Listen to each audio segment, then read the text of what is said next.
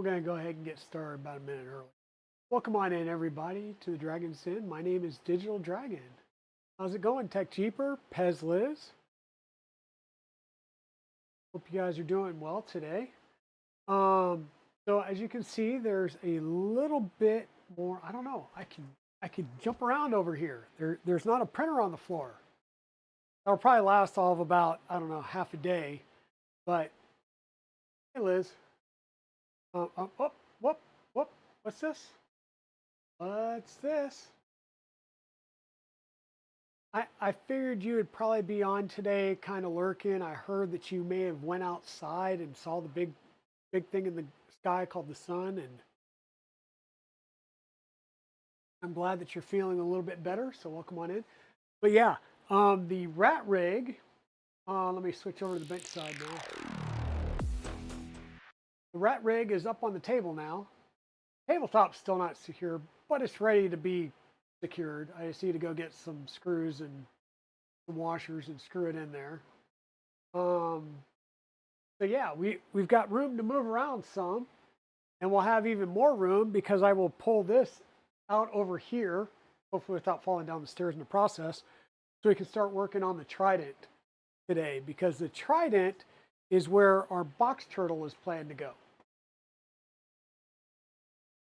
You touched grass. Ooh, why would you do that? Was it clean grass? Was it dirty grass? Was it, wet grass? Was it dry grass? What kind of grass did you grab today? Touch today. How's it going, Dutch dude? Welcome on in. Welcome on in. Yeah, so Dutch dude, it's been a little while. Kind of missed you.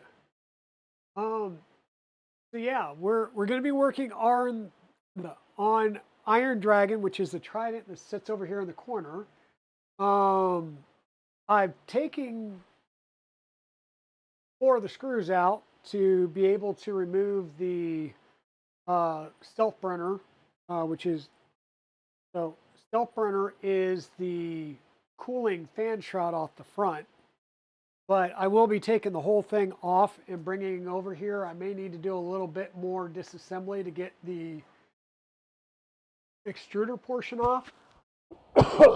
Excuse me, because this particular build has 1 Anomi, and then 2, it's using the CNC tap, and it's CAN bus, so I need to disconnect a few wires, and it's going to be, I want to remove the tool head and do what we need to do on the tool head here before I go grab the printer and bring it over here. We will need the printer over here at some point because we need to do some wiring underneath and add a couple of things to the wiring to allow for another CAN bus cable to come out.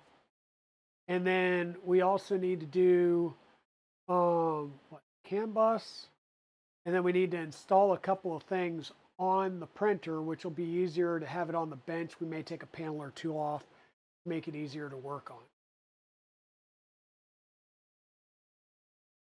You touched your leg when sitting on a bench. Uh-oh.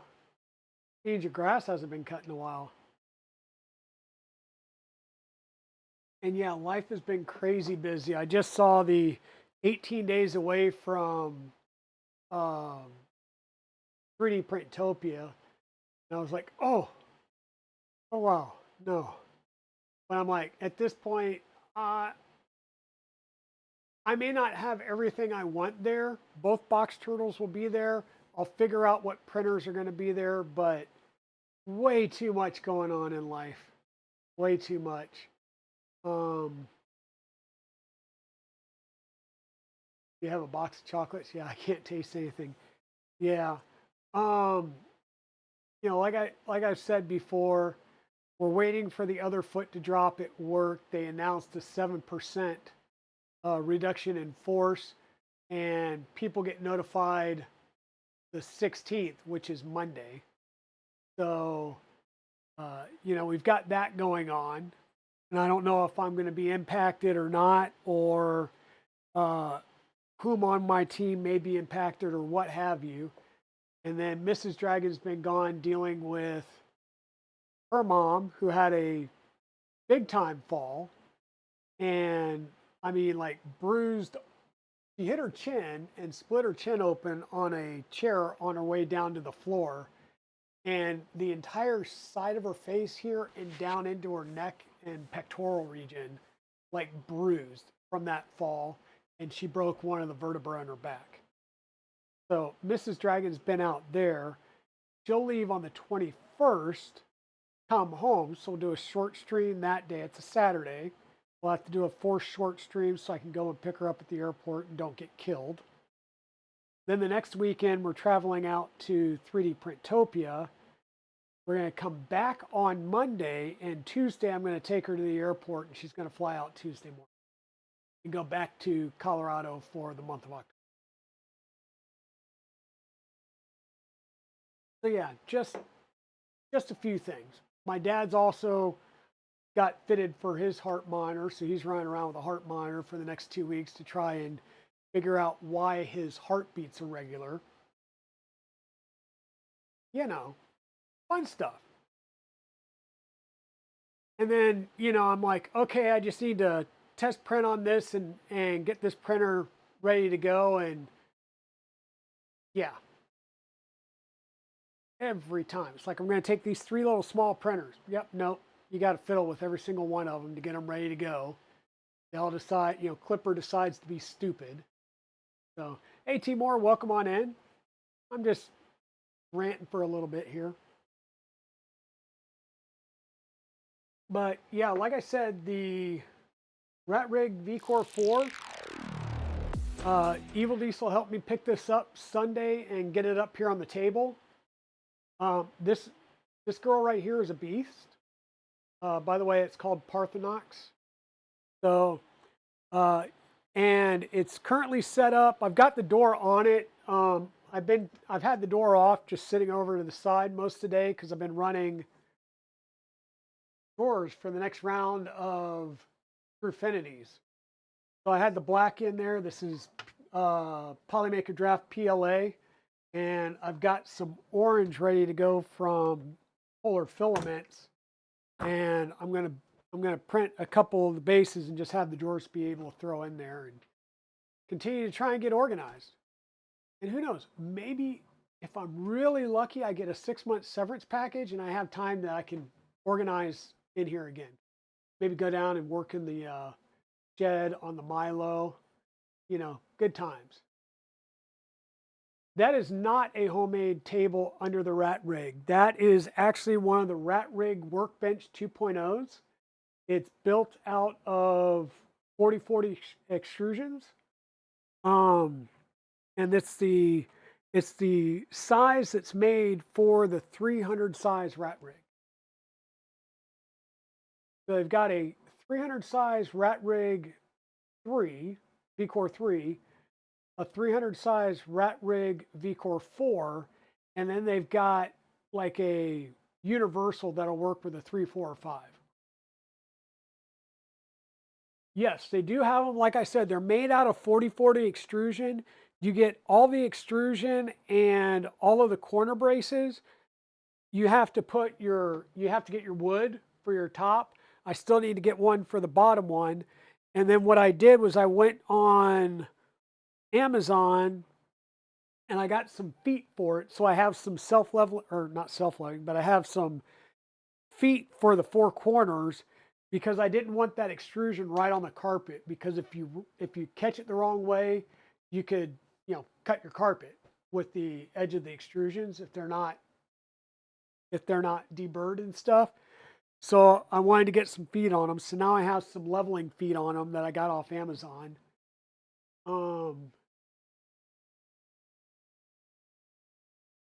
Yeah, and of course I just closed out the actually, do I still have Fusion? I do. Can I open Fusion?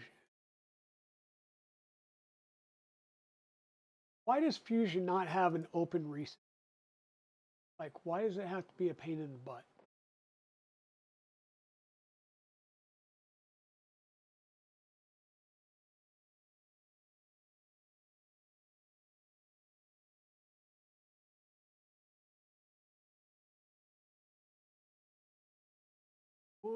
right here. I'm going to see if I thought I had this. Actually, I had it open.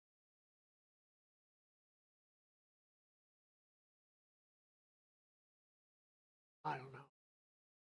We won't pull it up in. I'll just bring it up on the website. Um, so we'll go to Rat Rig. Sure, why not? Go to that one. It's Fusion. You're not supposed to close any of the. Well, yeah, but when you think you're done with one, then you go ahead and you close it out, and then somebody asks you a question, and they're like, "Oh, um, so where are we at here? Rat Rig, 3D printers, workbenches, and enclosures." Um, this is the Rat Rig Workbench 2.0.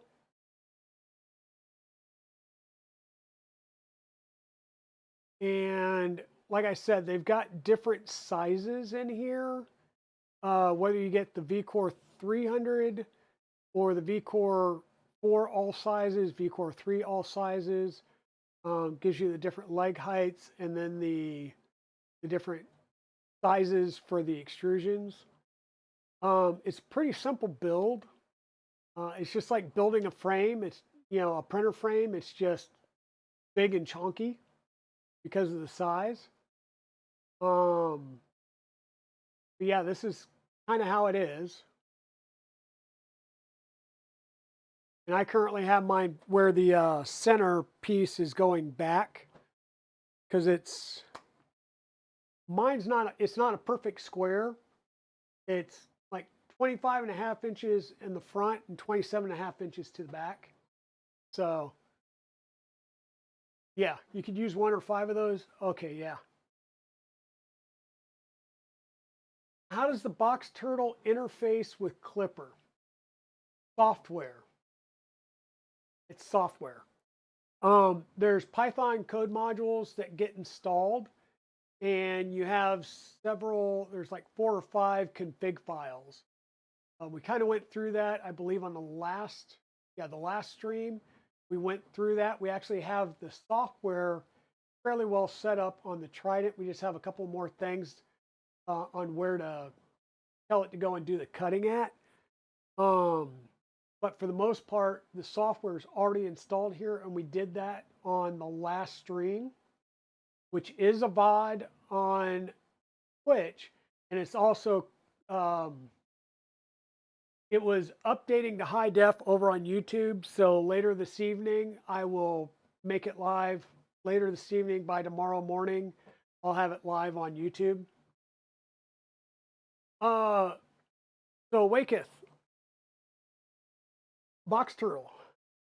Box Turtle's built. Okay. So Box Turtle, not when I still have up. So this is Box Turtle. It looks very much like an AMS, right? Let's go big side view. So it looks very much like an AMS. You've got 4 lanes. You've got, let me see if I can do this without knocking things over. Each lane, you have respooler motors and sensors. This tells when the filament's put in, and it starts your extruders going. You'll manually push the filament in until the extruder gears catch.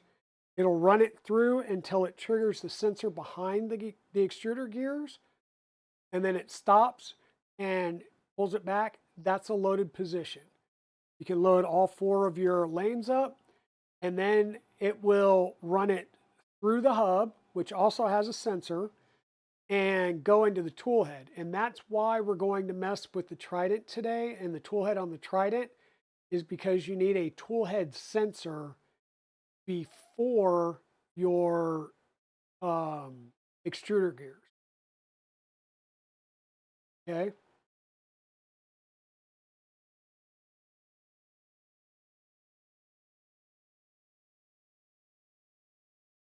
Must be on the wrong keys. Awesome. Oh, yeah, there you go. Either that or you're dyslexic. Who knows? Hey, Shrimp Father, welcome on in. But we're currently running a BigTreeTech MMB board here. This is the same board that you would use, or one of the boards that you could use for an Enraged Rabbit carrot feeder. And we're running a MOSFETI over on this side. So this is providing power and, telling the motors to turn.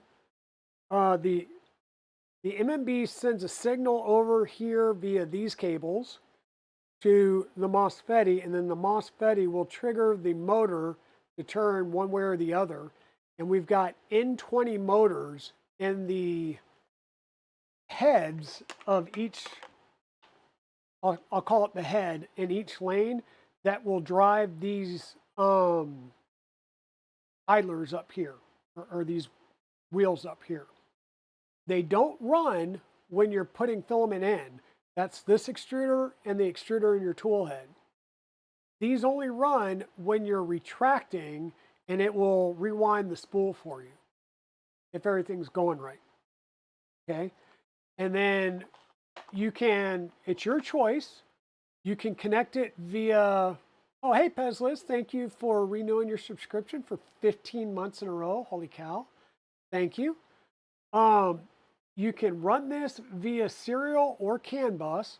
We're going to be doing CAN bus because that printer back there already is set up for CAN bus. It's going to be pretty easy.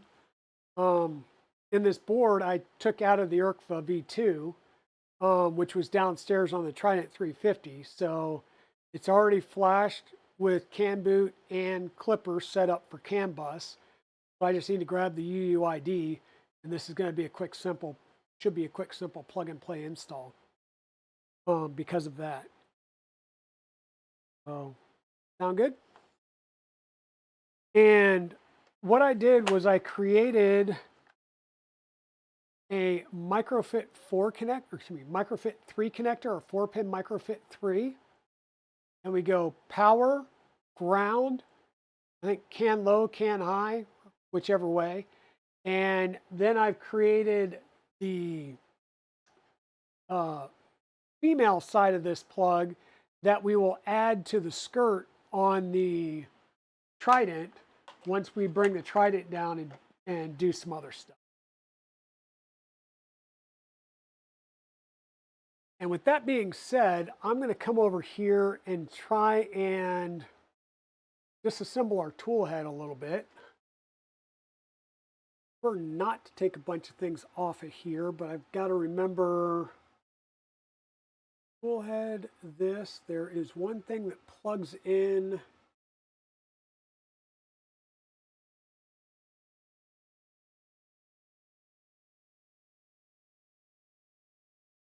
Okay, that's the one I'm looking. This is the one I'm going to have to change out. God, I hate. So right now my my tool head was set up to use the end stop pins for triggering the CNC tap. I'm not going to be using that setup in here, or yeah. I will be using that setup, but I have to move the pins over because I use the two end stop pins. I think it's like PB6 and 7 or 5 and 6 or something like that. I will use those two pins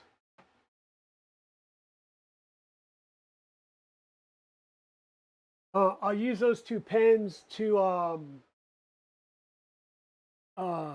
run the tool head sensors that we'll install. So basically I'm going to move it's going to be the same setup that I did on the Trident 350 downstairs. So I'm going to move the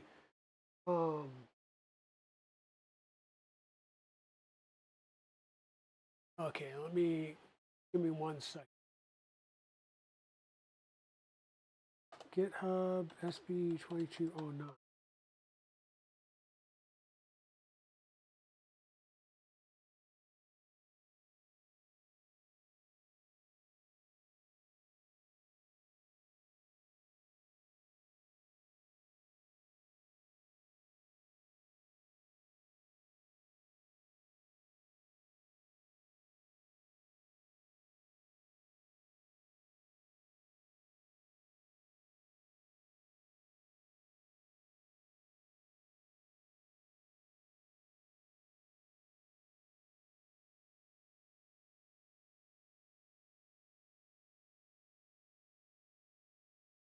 Come on, darn. Give me a...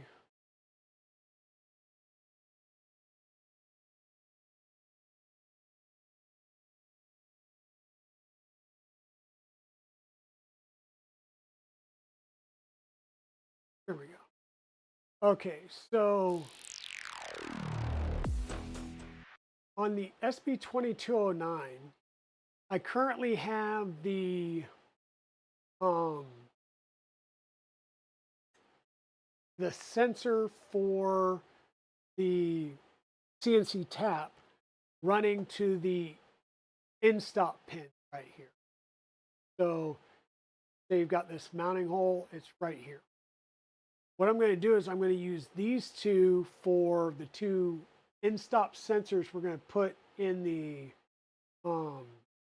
tool head, and we'll move the we'll move the CNC tap connections down here onto the BL touch rail, which means I'll have to depin and repin it, which sucks because they're like stupid tiny, really, really small things.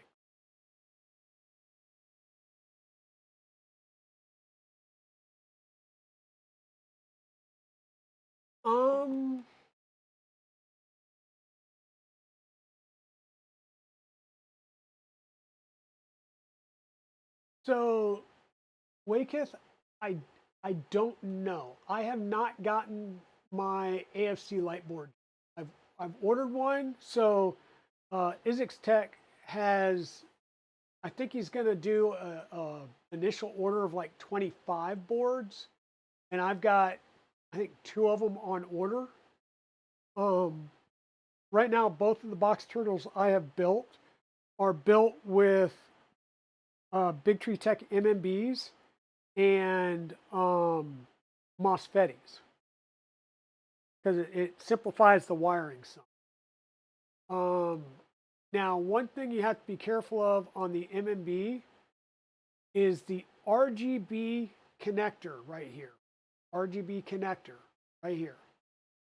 It is the only connector in this entire string that has a ground pin at the bottom.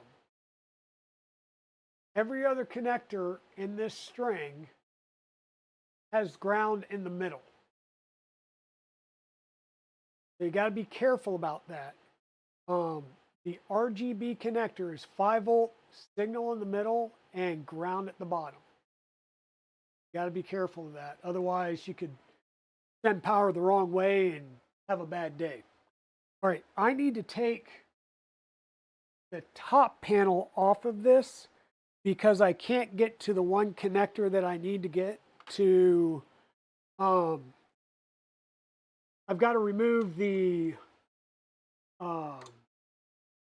CAN bus cable, and I can't get to it the way it's currently set. So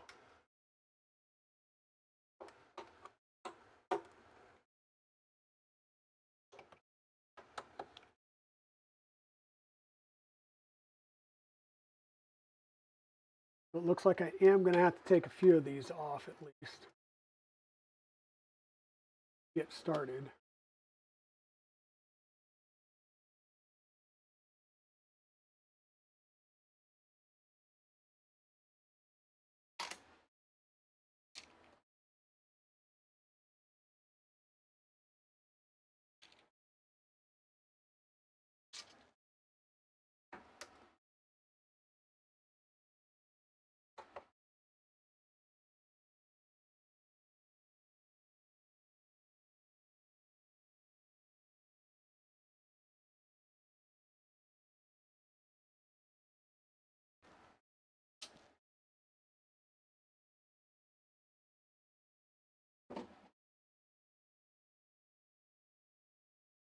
Might be a good time to clean this, but that'll be another day.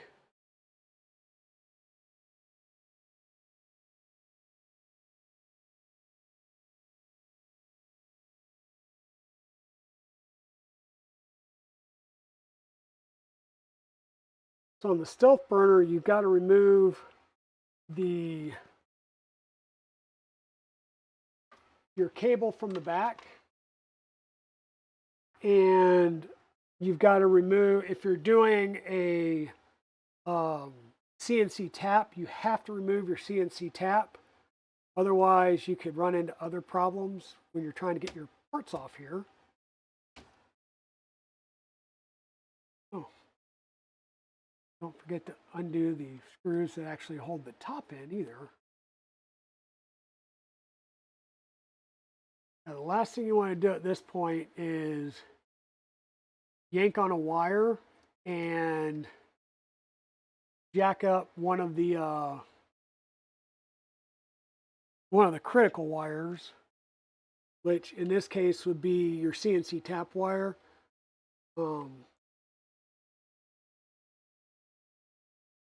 Guess if you're running an X end stops, you might have the X end stop attached as well, which I don't believe I am, so I will be very careful taking the top part off that has the board to it. And I am actually running an X end stop.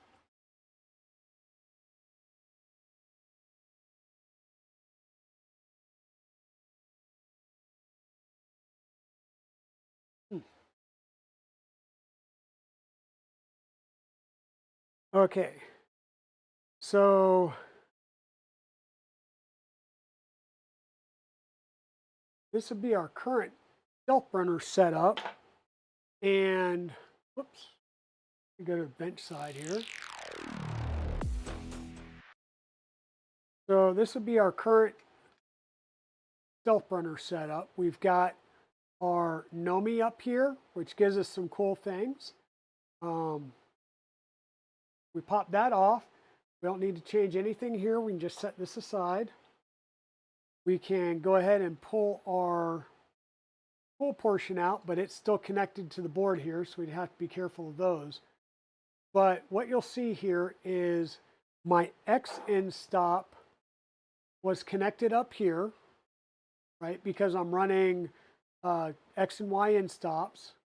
So the X end stop is physically mounted up here. And then I had the SB2209 plugged in right here. What I need to do is move the SB2209 down to this connector, which is the BL Touch. Excuse me. Wow. X end stop. And then this is the connection for the CNC app to the SB2209 board. What we need to do is move this connection for the CNC tap from a 4-pin connector to a 5-pin connector that goes down here, which is where the BL Touch goes to. That frees up this connector, which is a 5-volt, a ground, and then 2 pins. And this will become where our 2 sensor pins go. And the reason that that will be necessary is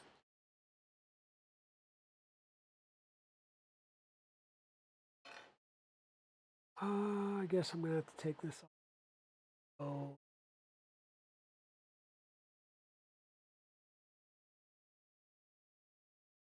oh. Hey RFS 3D, how's it going?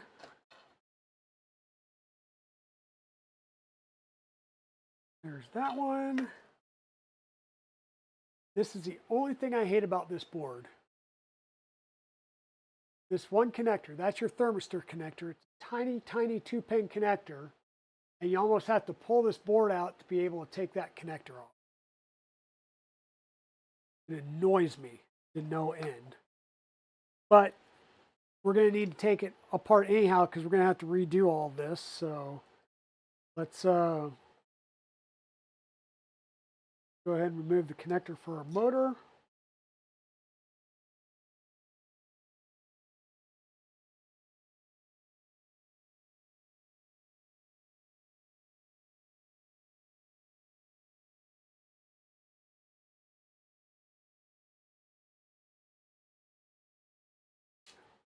And at this point, we technically don't need to even use the cutter.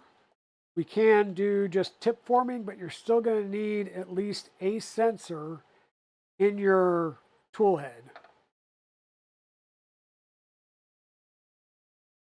I thought that was done all the way.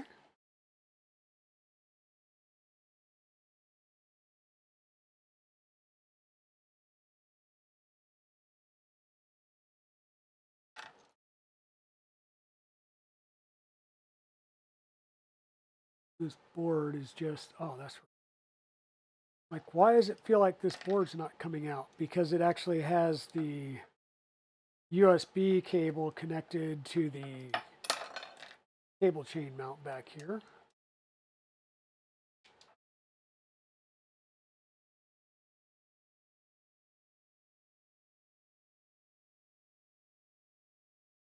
Yeah, should make a little jumper cable for it. They have fixed it on the newer boards. I know that was one of the fixes for the RPi 2040s. But the downside of an RPi 2040 is it actually, you lose pins. You lose pins. Yeah, like I said, we're going to be swapping all of this stuff out to newer parts to enable us to use the filament cutting capability. There are going to be certain things in here. Our PTFE tube's going to change, stuff like that. So we are going to take everything apart, and then we're going to go through and use Filomatrix to build everything back up.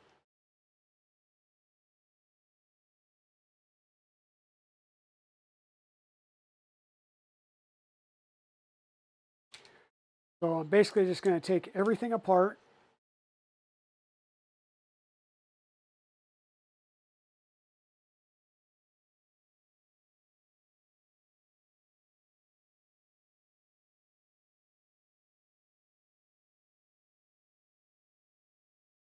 And that's the thing I really, really like about our Stealth Burner tool heads. And I just realized this is, what is it?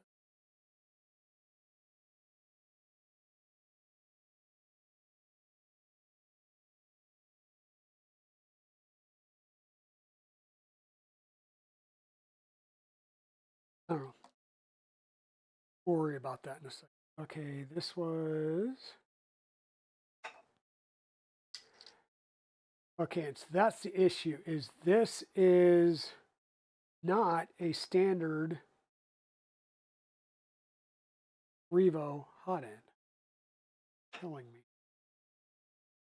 Revo Micro. I'm going to have to reprint this part here. I have a Revo Micro.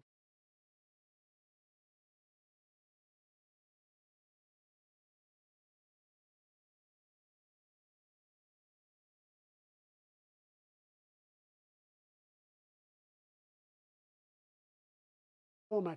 Do we have a Revo Micro tool head? If not, we may need to get creative.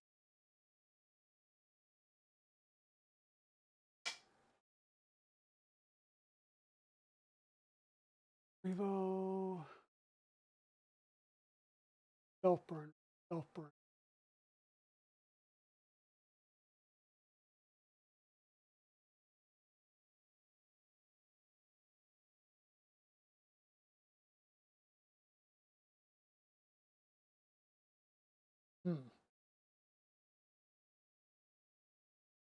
This might get interesting.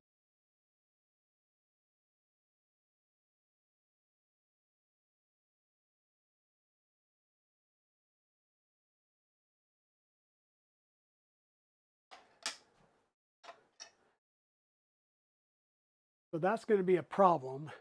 Is I thought this was a standard Stealth Burner. Not. I may have to steal the Stealth Burner out of Faydragon instead.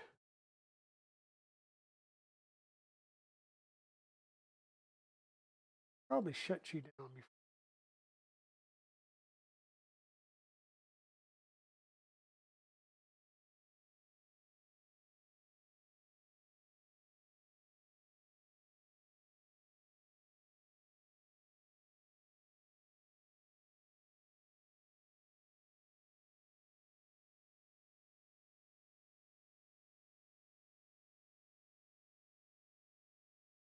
Of course, I said shut down and didn't even look, and I've got filament in it. So,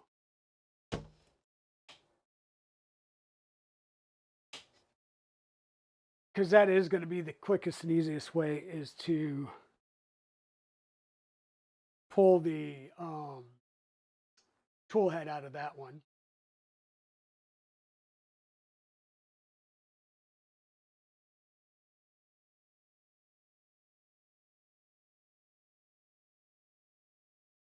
Guess that's what I get, right? What I get for not looking ahead.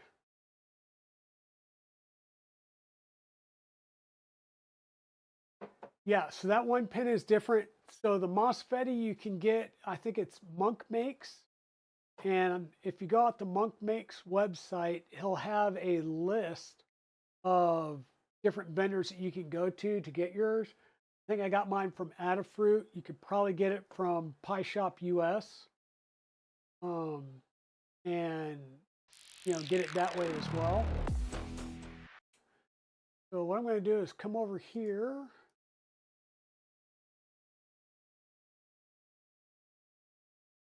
Or like that. Okay, so this is the Filometrics. This is what we're going to be looking at here. You need to bring up Fade Dragon so that we can heat it up and unload the filament.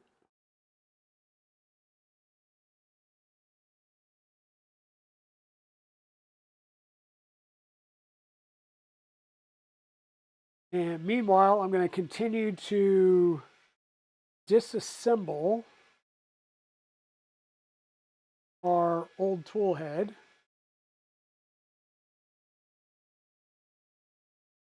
And take a second and look at our tool head board to make sure nothing's like looking funky.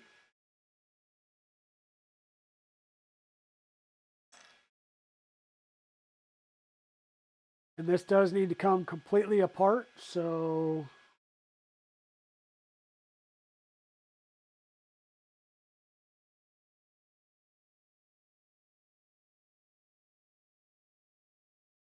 this is just going to be me randomly looking at screws and saying, okay, that one comes out, and that one comes out, and that one's going to come out.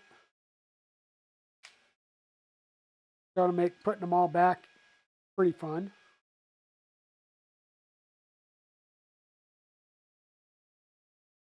Just because I'm going to be having to measure out as I'm going.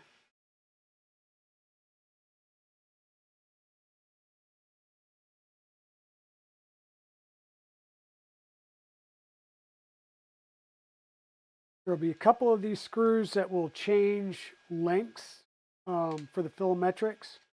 Not many, but a few will.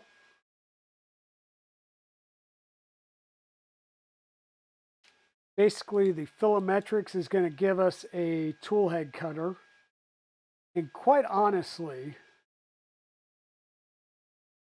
like I said, you don't have to do the tool head cutter.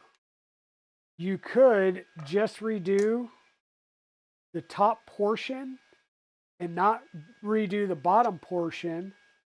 And rather than doing a tool cutter, this will at least give you the sensors that you need. Once again, the difference in this is, whoops. So this is the old one, no sensors in it. This is the new one. It's going to have a place for two sensors, one above and one below the gears, right? So all I really need to do is this portion, and then I can do the other portion later. This means taking part of the tool head apart again. But that will enable us to move forward without much ado.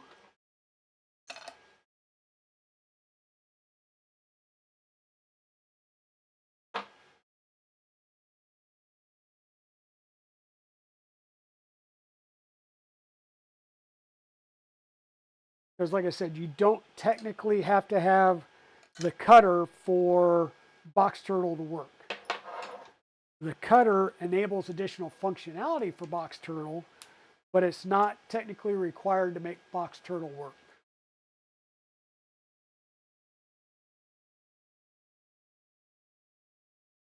Filometrics, Filomatrix, whatever. the EMP on standby in case it goes rogue and tries to enslave humanity. Yep.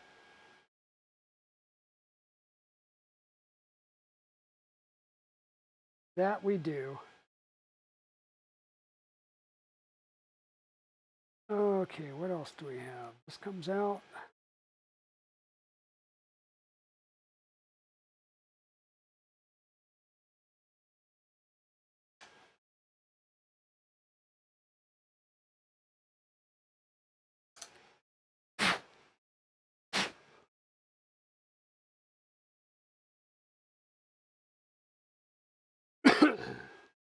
Now might be a good time to just take a little wire brush and clean out the T-sum on your extruder gears.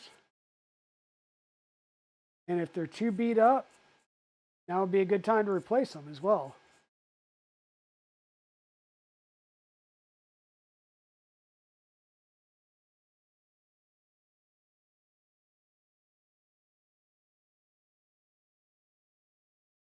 Bum, bum.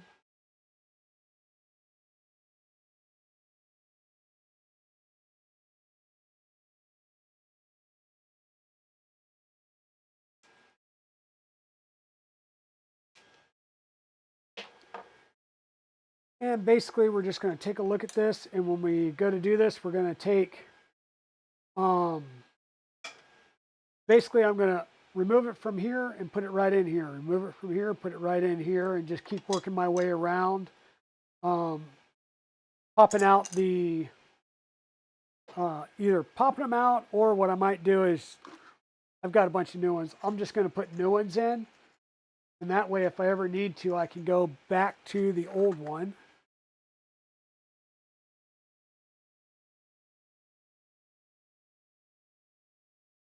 I know who's going to make a comment about, no, never go back to the old one. Why would you ever want to do that? All right. Speaking of the old one, this is warmed up.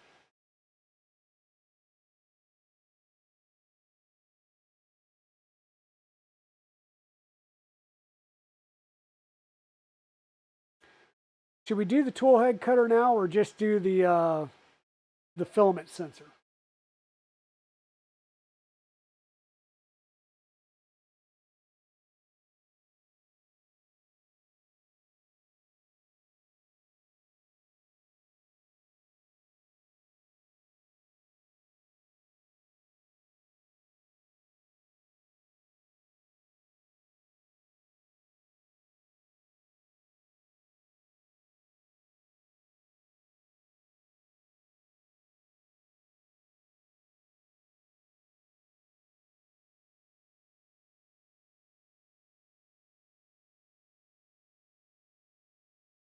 Yeah, the thing is, if I'm going to do the cutter, is the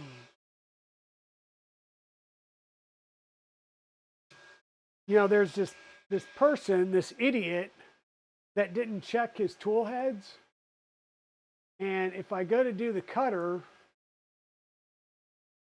then I need to take the tool head out of Faydragon, because this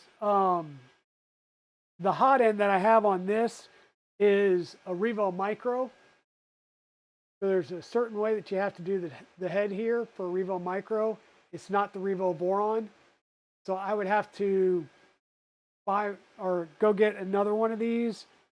The other option I would have, like I said, we can stage this out, right? We just don't need the filament cutter on minute one. The other option is,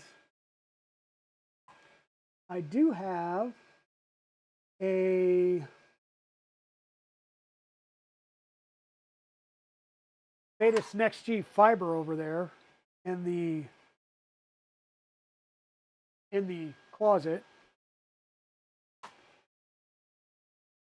which was on this printer at one point. Now on the Trident 350 downstairs, or at least the whatchamacallit, the beta testing tool head that I had is down there.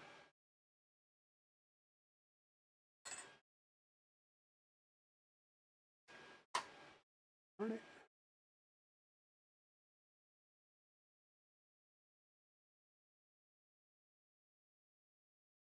There we go. 1 and 2.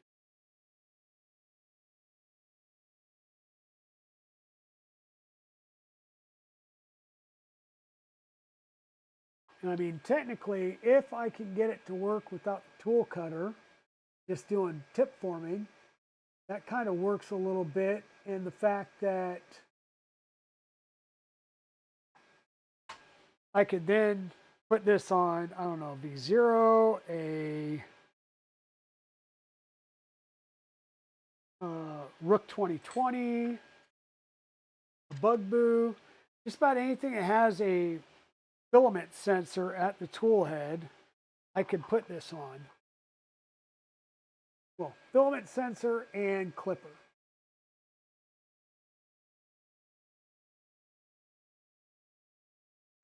This does require clipper.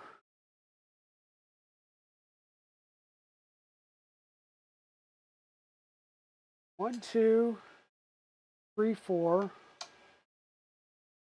That one and that one are countersunk, and then this one is flush.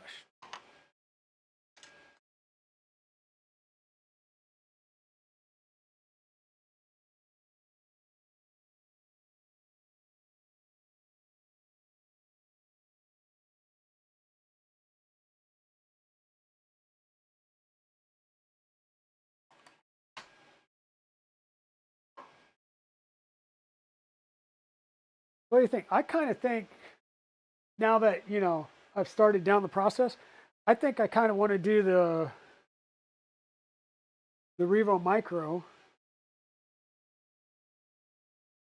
and just keep the same lower body and not work with the cutter on this one, because it gives me more options for ways to use it.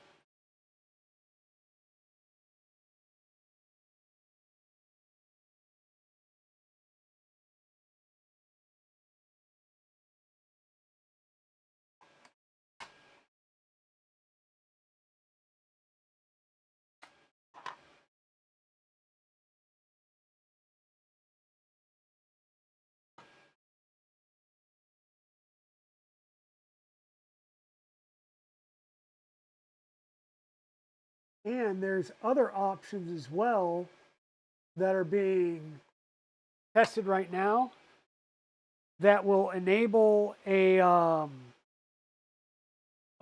it'll enable the use of a cutter on the backside of the box turtle, so right at the hub of the box turtle. And that is called, I guess, was it the EREC? It was designed for the Enraged Rabbit carrot feeder, but it can be used on this as well.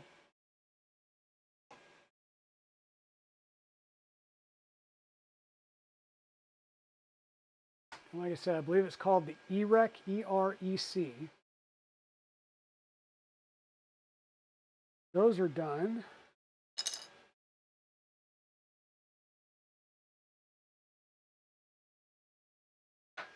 Now we need 1, 2, 3,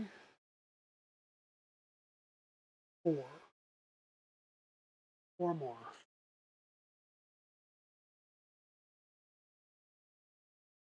Yay, EREC. Is filament detection needed above and below the extruder? Right now, it has to be above. They haven't done the below yet. They're still working on building out the software. You know, I said it before that it seems like Happy Hair is a little more developed than this is, but then again, Happy Hair has been around a lot longer, and it's they've got a few more people working on Happy Hair software than we have right here on Boxturtle, right? There's also been a little bit of a competitiveness going on.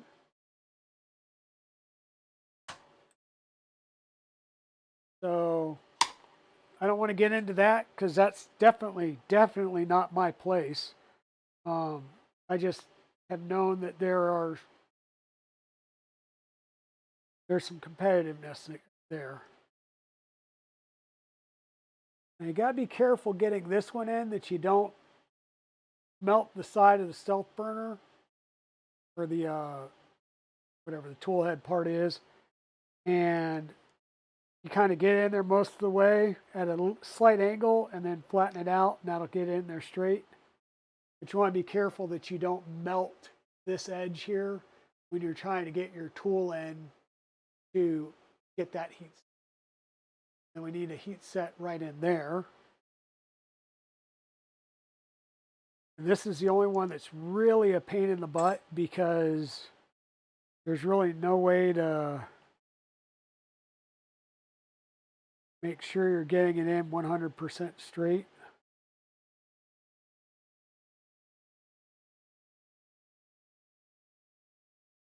Except using your Mark 1 eyeball.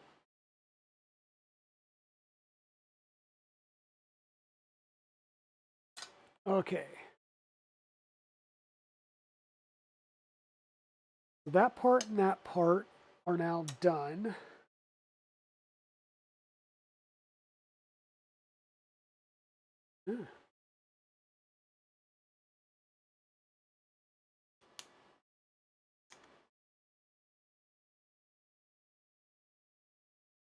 This one saw a little bit of wear and tear and usage.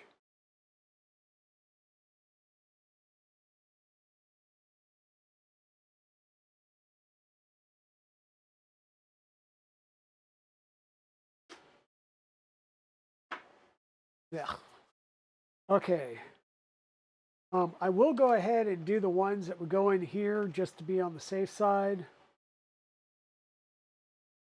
because I may just buy a head here that'll make it easier to swap out. So, for a head, a heat sink.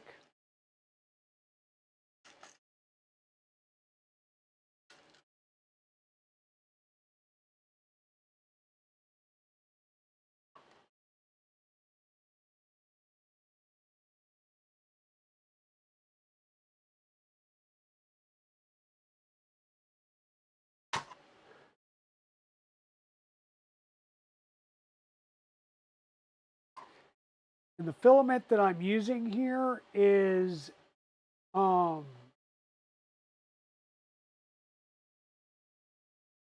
the same color that was used, because this is the PC ABS fluorescent red, sparkle fluorescent red from Sparta 3D. The color that was originally used was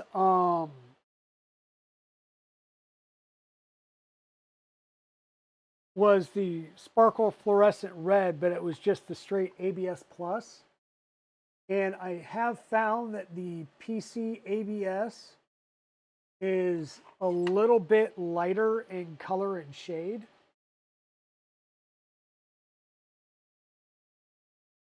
So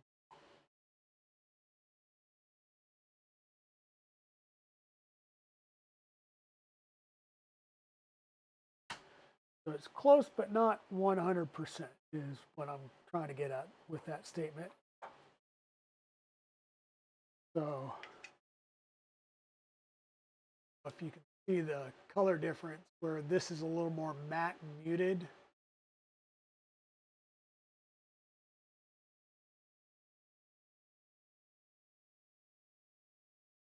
Not by much, but a little bit.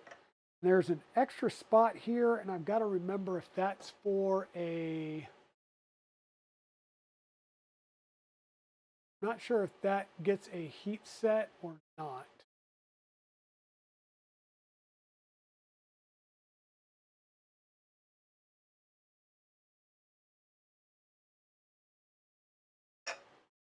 Apparently there is a heat set that goes in the bottom here.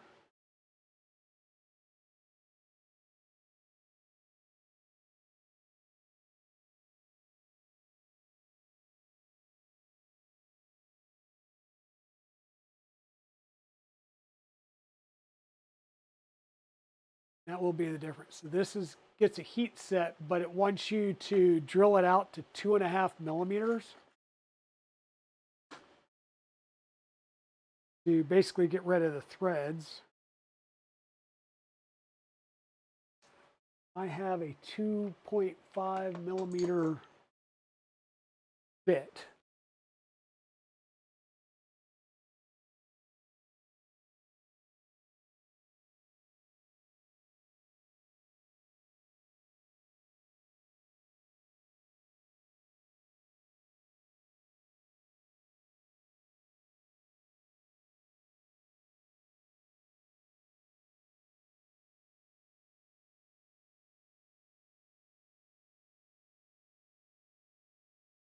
And where'd the other one go?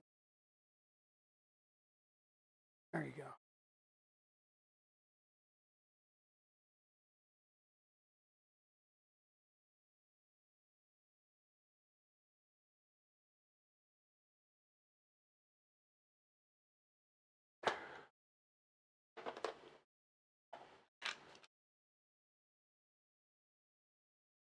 You have a 2.5 millimeter. How we'll do this is we'll hold our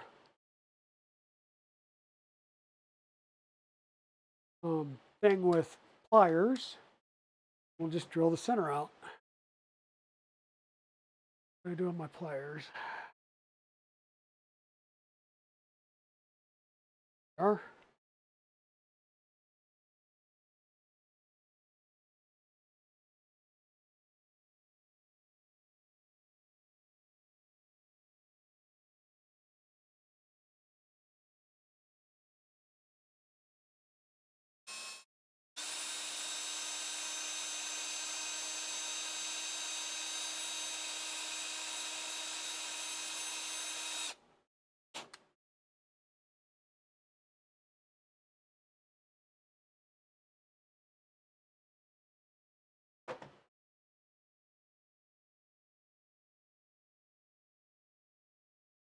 This 2.5 millimeter drill bit, it's not fully smoothed out, but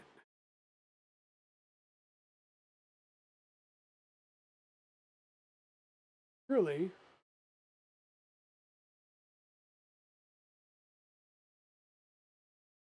an M3, you would want an M, like a 3 millimeter, not a 2.5 millimeter, but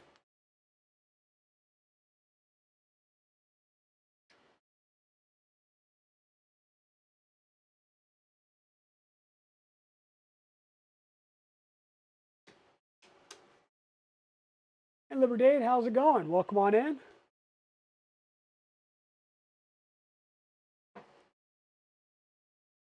Best fluorescent color will always be neon brown. Really?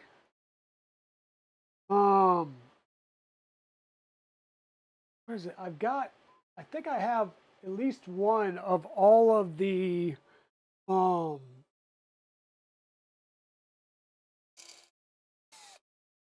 neon colors from Polymaker.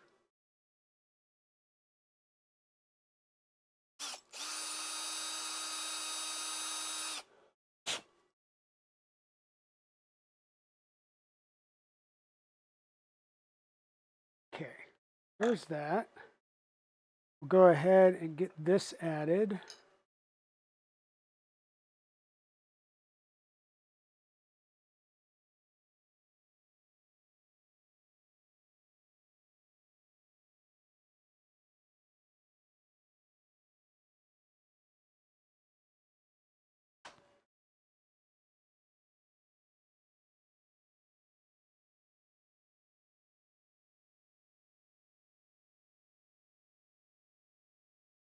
And you definitely want this to be flush and straight because your cutting blade's going to go right across or between this and a nut that you're going to put on the other side.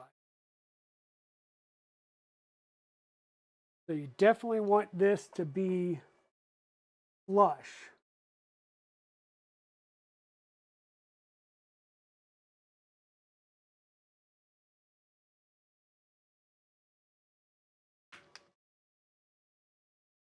We're going to go ahead and keep that out because once again on the Filomatrix or on the other side,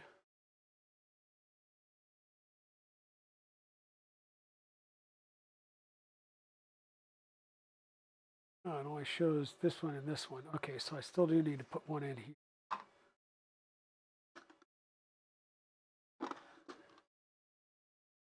Yeah, there was an extra one.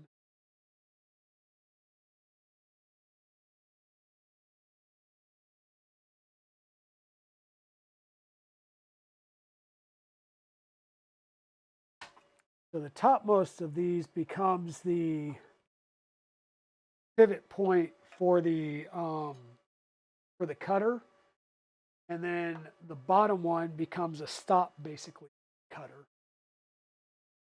This one is the pivot point for the cutter, and then this one is kind of a stop piece for the cutter.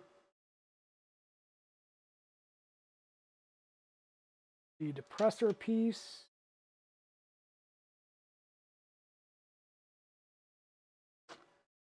there's going to be a one that goes in on this side, and this side has the little fins on it. Not the big side, but the smaller side that has the fins in it. You're going to put your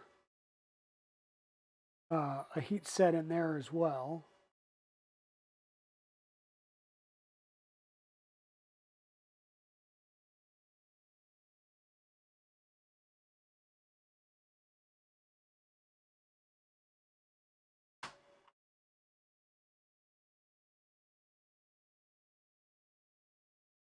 You got to make sure that it's pressed down in there just enough so that the fins would not be impacted.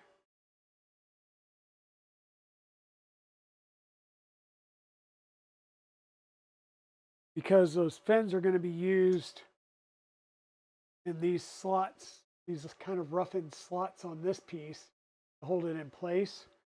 And that's going to be the depressor right here. So your cutter bar is going to come up, hit that screw, and pivot in to cut your filament.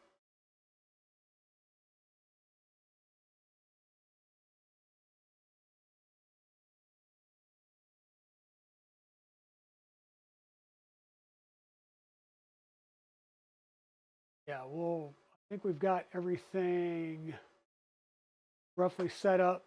Like I said, this is going to be the new one. We'll have ECAS insert at the top.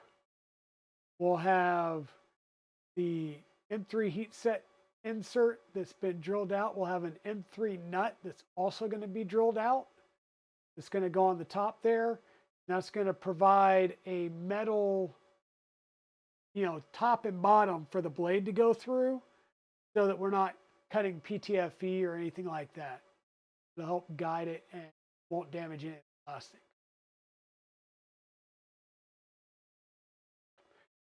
I think we're done with our heat sets for the time being. Put this out of the way so I hopefully don't burn myself. Don't melt anything in the process either. Gonna have to drill out a M3 nut as well. I have a feeling using the Knipex better to keep this from getting turned around in there. Drill it out.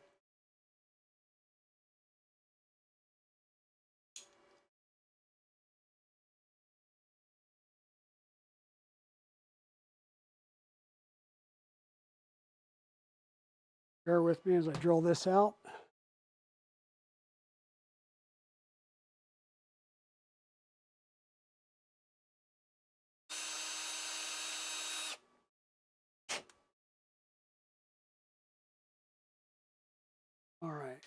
There we go. That's been drilled out. Now I can put these away.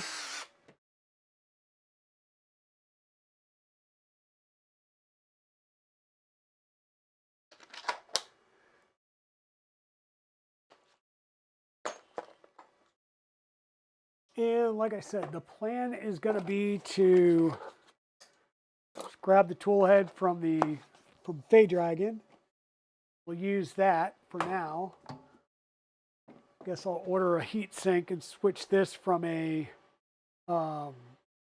micro to a standard Revo Boron edition, because that will work with the parts that I have. This, and this. This I will probably need. This goes over here. Really like this because it adds the for airflow. We'll see if this will still fit or if we have to do something else. This is off the old one. I think should still work. Oops.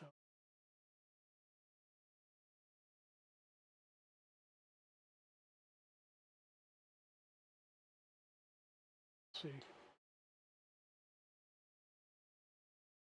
Probably bring up the Stealth Burner manual as well. Let's go for that.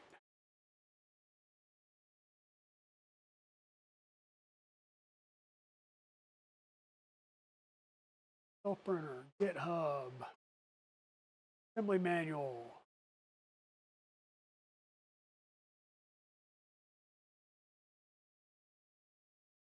Okay. Here we go. So how are you doing tonight, Liberdade? Hope you're doing well.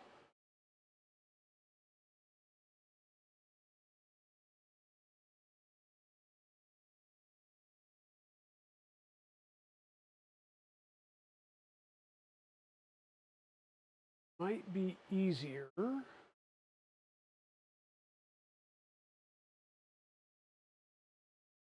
Pull that up in Acrobat.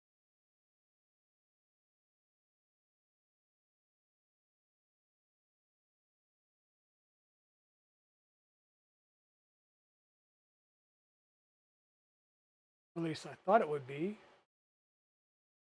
Acrobat, there we go. Open, says computer, browse, download, right there. What's that? Make this bigger.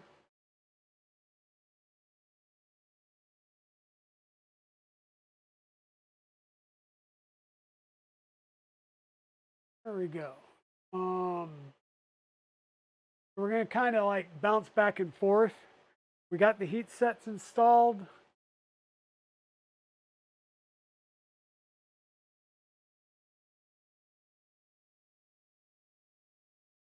Idler's still there. For some reason, I have a feeling there a different idler that we have to use.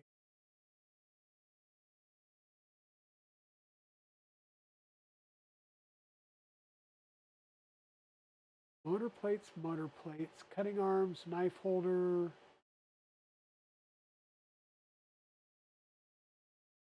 Latch ECAS new motor.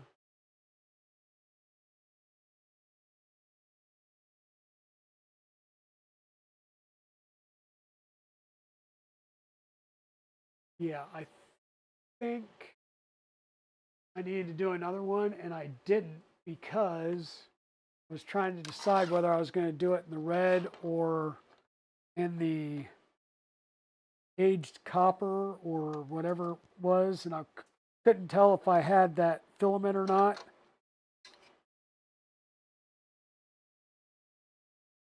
And I'm just going to do it in the red. Bear with me 1 second while I get that started. That'll be a relatively quick print.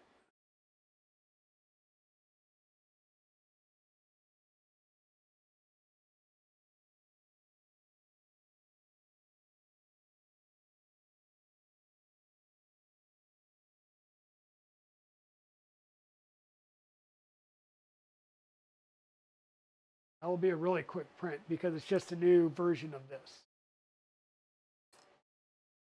No problem. The idler piece, hey look, we've got an idler already done. Probably brush these gears out as well.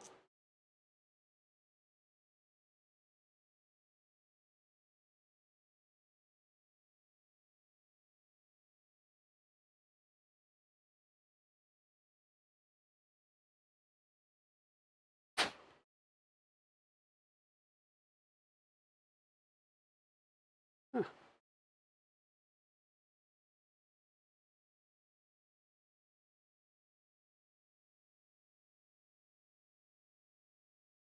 All right. We got an idler done. Take our back piece here. We need to put one of our small bearings in.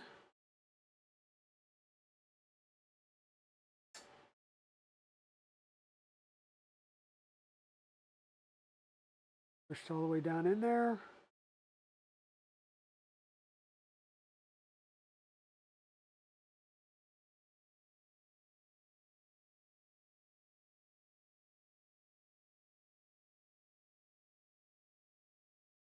The other one goes in here, right down there in the middle. We're going to kind of do the standard thing where we try and get that down in there. And then we'll use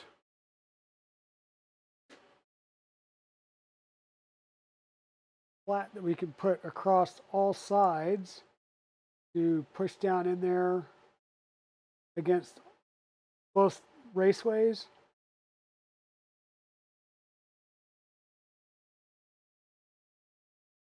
Want to make sure that it gets pushed down there all the way. When it's not, well, there we go.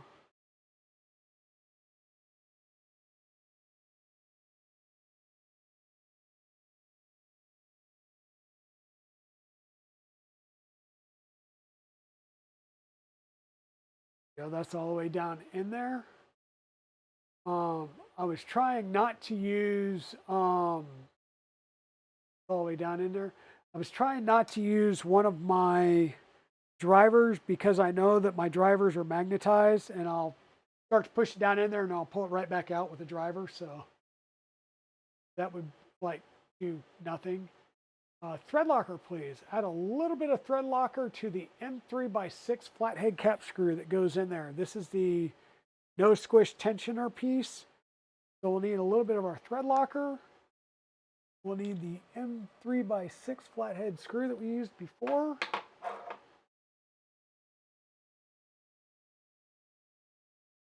A little bit of thread locker on the threads.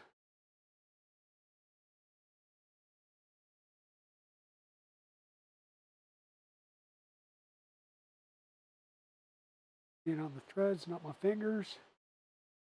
And need a little, not the totality that I had on there.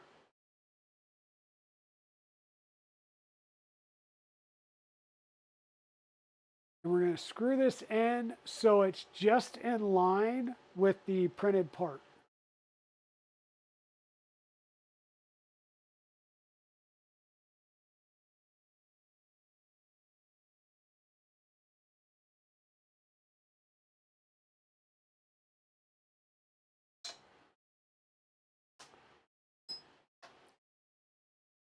Okay.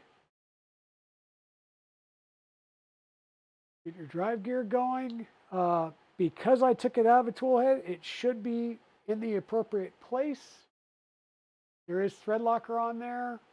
Not going to move it unless I absolutely positively have to.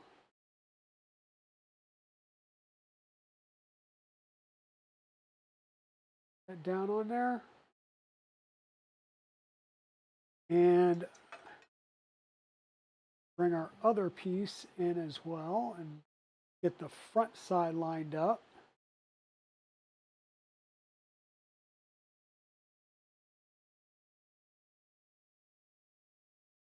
M3x25 and a M3 by 25 in both places. Now, I'm going to go back and look at the film matrix information.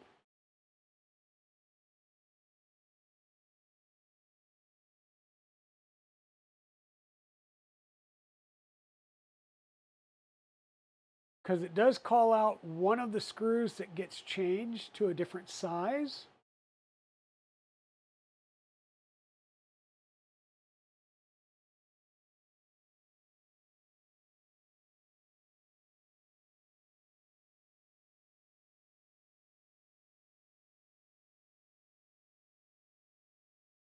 Washer.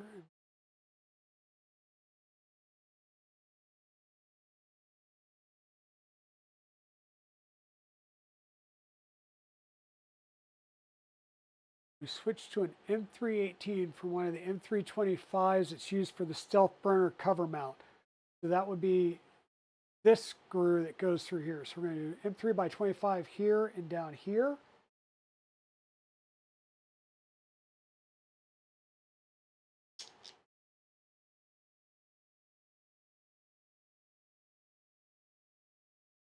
And we're not going to tighten these two all the way up because if we do, then it compresses it.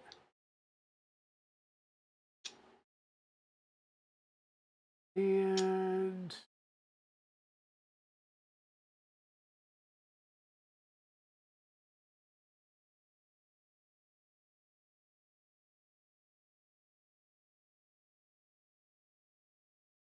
don't want to compress it just yet.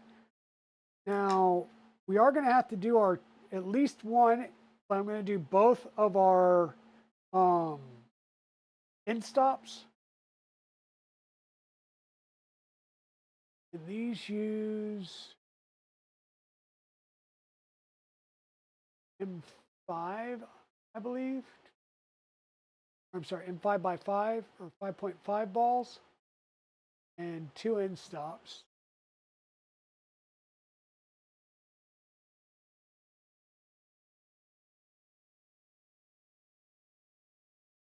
Sorry, I know I'm going back and forth.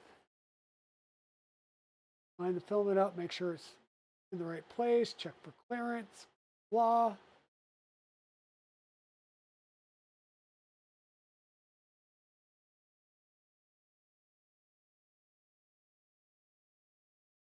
believe we are in alignment, but I will double, triple check real fast with some filament.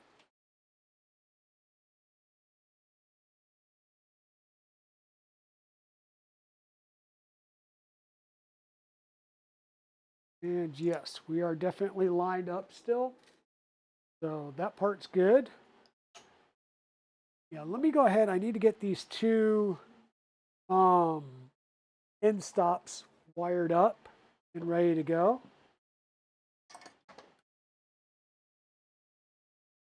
And knowing that these are going to go into a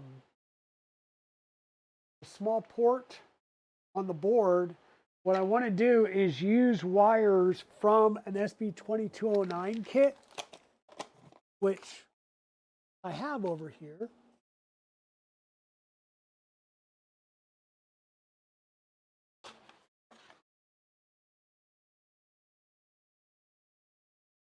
And the reason I say that is because they are pre-crimped. Hey, DaVinci, welcome in. So these wires here, switch over to the bench side real fast. These wires are pre-crimped. And these wires are these tiny little suckers, right? So I don't want to crimp these if I don't have to. So what I'm going to do is I'm going to grab 2 of these wires. I don't really care what the color is. I'm going to need 3 of them. I'm going to need a black.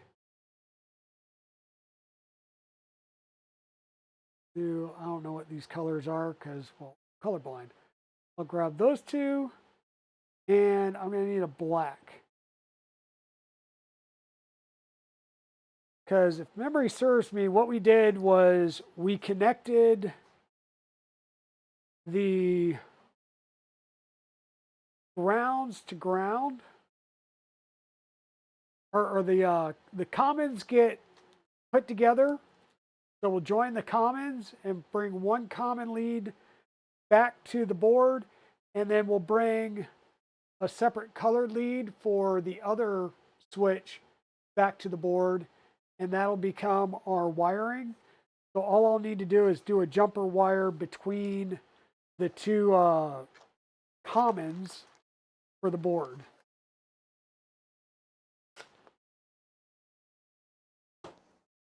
Or, yeah, for the end stop.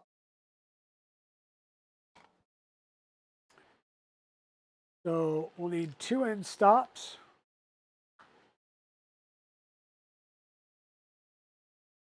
Ground and one there. And we're not going to use the levers on these. So we can take the levers off.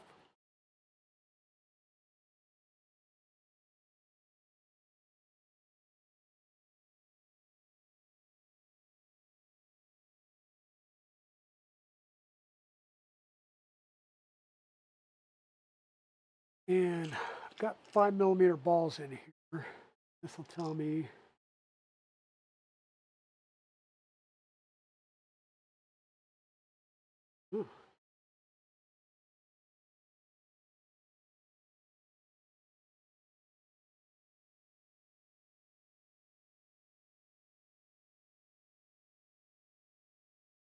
Yeah, I need 5.5 for these. Oh, where did I just drop that to? There it is. I do have 5.5 over here, so I'll grab a couple of those in a second. Now what I am going to do is kind of look at how these go in here. That was going to go that way. Going to go that way. So what I'm doing is just trying to visualize plunger-wise which way these go in about the same space so that I know how to solder them up.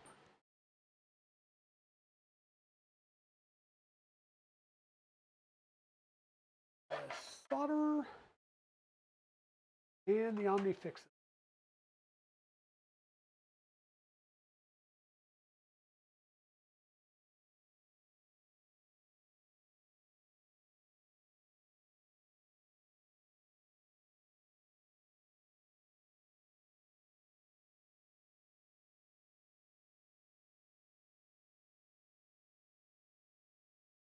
And make sure I get these in the right way.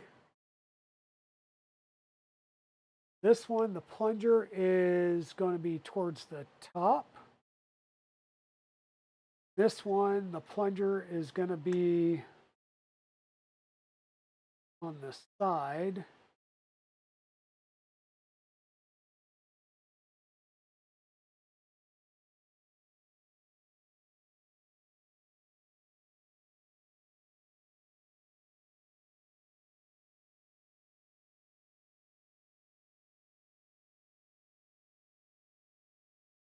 And it doesn't have to be perfect. I'm just trying to get it somewhat close so that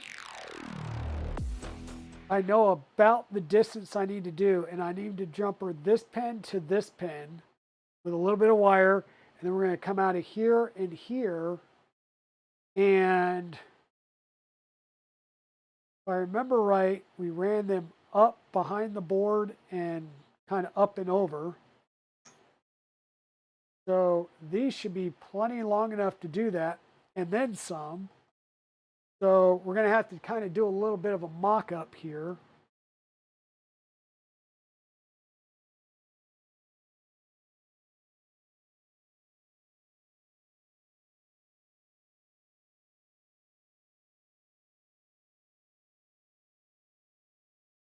There we go.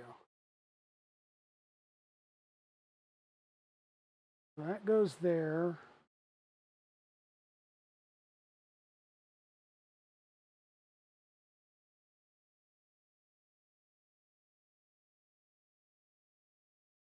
So the pin is kind of right above this screw hole. So what I need is, this has the pre-current terminal on it. So I need to kind of, what I'm basically doing is trying to figure out how I'm going to route my wire and how will be the easiest way to route the wire.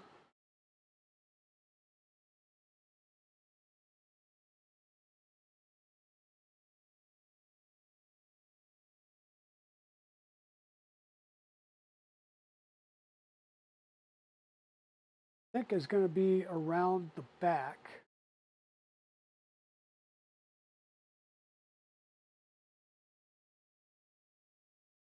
Up and over. So up and over, around the back.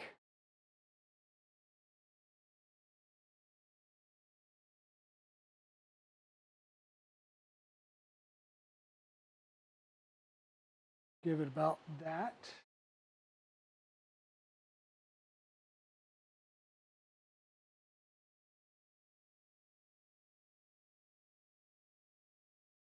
Strip off a little end here.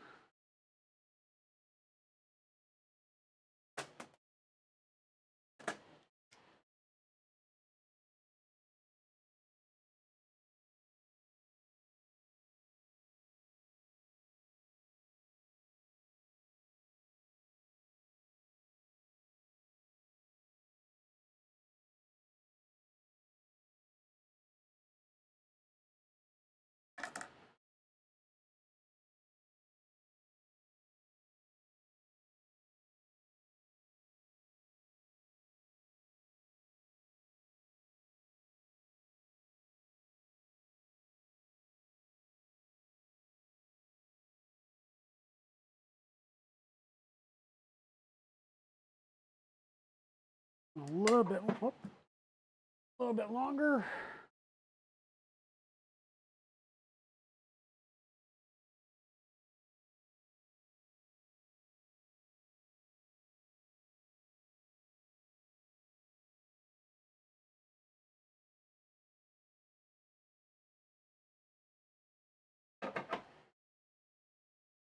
And this one should be about the length of this one.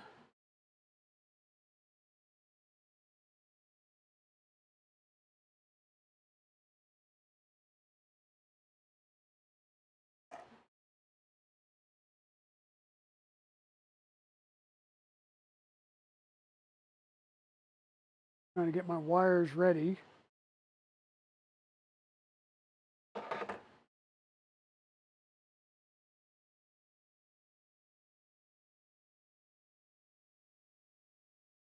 Gotta go clean a mess up. All right, RF3D. Thanks for the lurk. This stuff I'm gonna scoot over and put somewhere so I can sit down for a minute.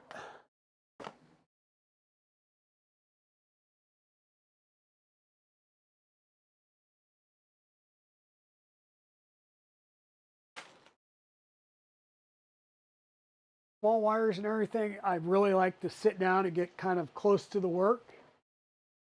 But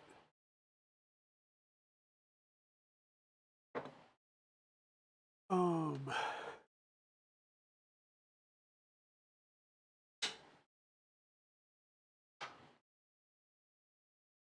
do just like normal. We'll tin the pins that we're gonna tin the pins that we are going to connect. And once again, we're going on the outsides. So we need to do the outside pins. We're just going to tin them real fast.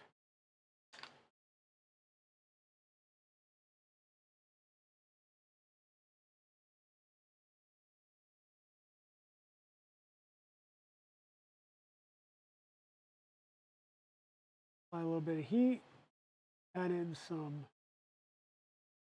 solder.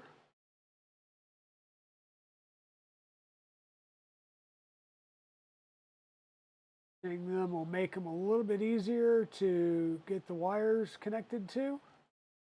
We're going to tin the wires as well.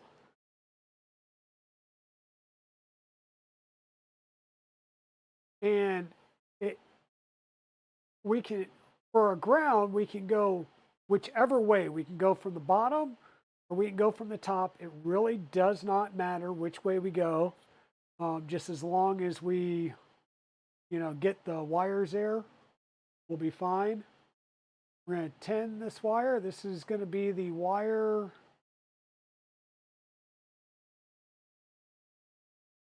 coming to the first. This will be the wire that's going to the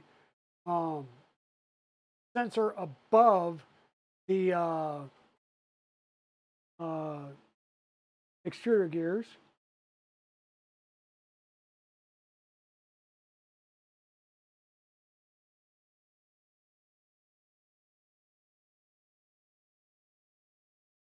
This will be the common going to our first one, and I probably need to get a second one on here. So I need to do both of these at the same time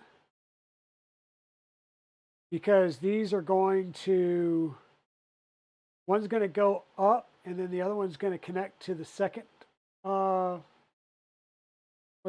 the second in-stop.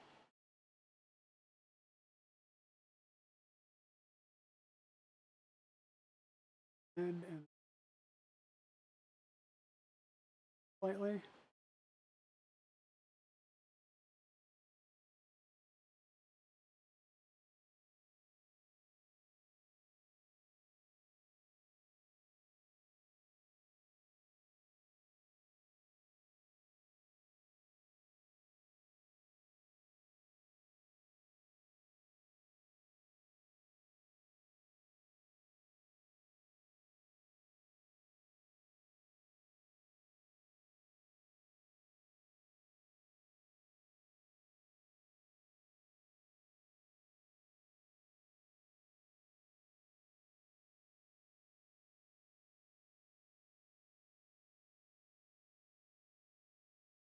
Okay.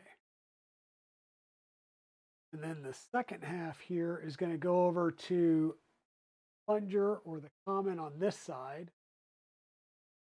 Rip that before.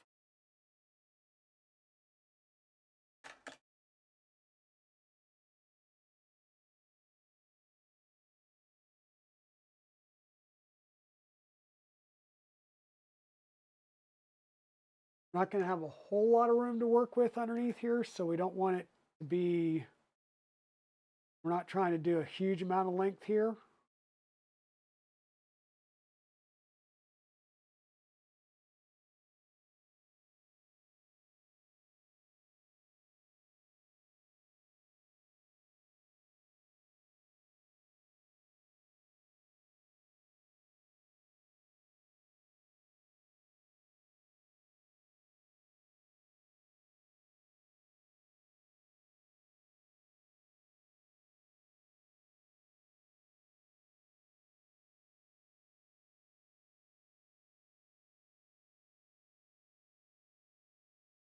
That's our little jumper right there. I'll bring you guys in closer once I get this done and see kind of how we things out.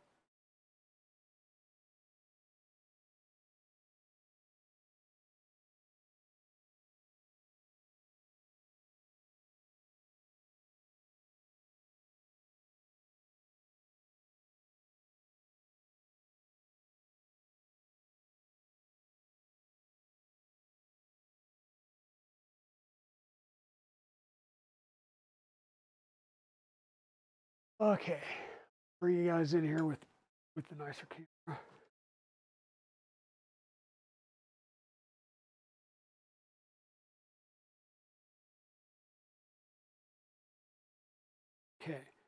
So this is the common coming in where the plunger is at on the end stop. This is the common. This will be the ground wire. Okay. Then it there's a double wire there and it jumpers over to the second one. So we're basically using a common ground, right? This is a signal wire for the before the extruder, the signal wire for after the extruder. We're going to go ahead and get these put in and we'll go ahead and do the um, end stops. We'll get those installed. And then that way we'll be able to wire everything up when we get there. Now, you may be going, well, wait, are you not going to put any heat shrink on those? I probably should have. I didn't. I should have preloaded some on there before I did the other common ground. I could probably take this one back off and then I can get heat shrink on everything. Really what I should do, right? We should have heat shrink on these things. We don't want any shorts in our tool head.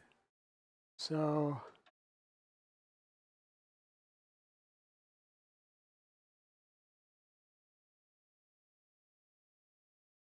not going to take much, just a quick tap.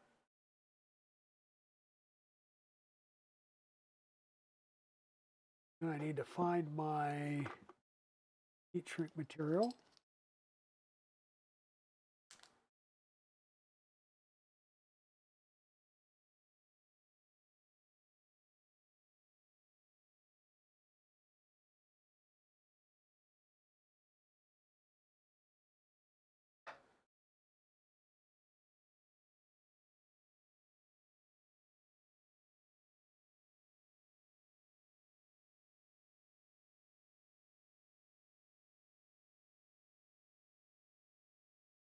Like we got to get over both wires.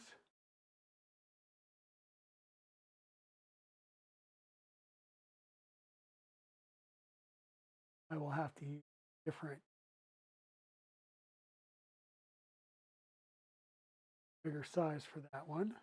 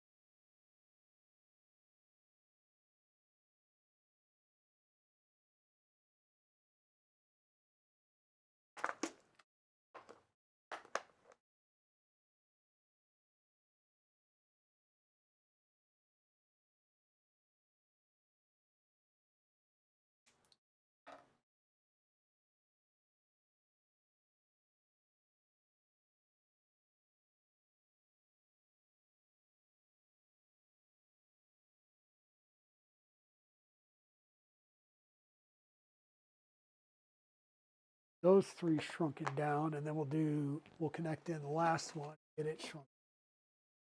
And we can assemble these suckers.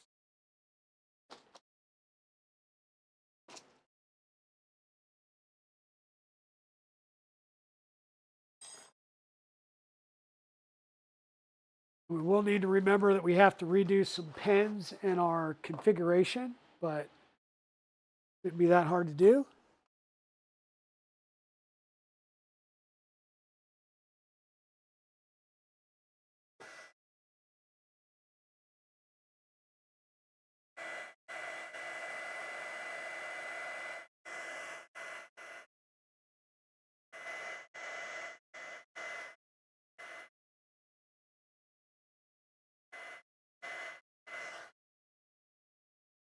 All right, that one's done. Before we do that, put this on.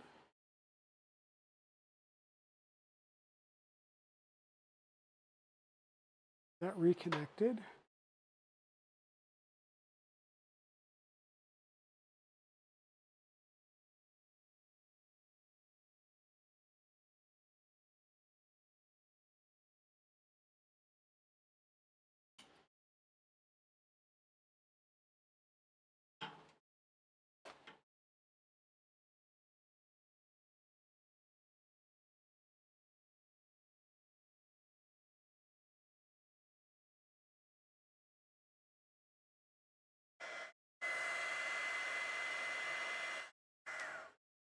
Okay, and because of where we're going to be putting this, it may be advantageous for us to cut the middle pins out because there's going to be a tool board behind it.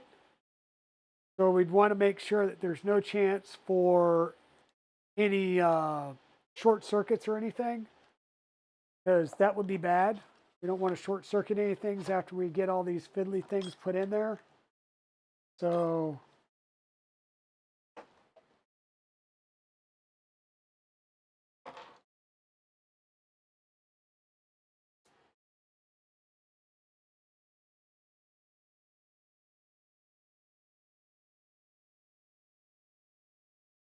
there we go. There's our, whoops. There's our setup with our 3 wires coming out. Like I said, these center pins, we may want to cut those off just so we don't run into any issues with one of those touching the back side of the circuit board.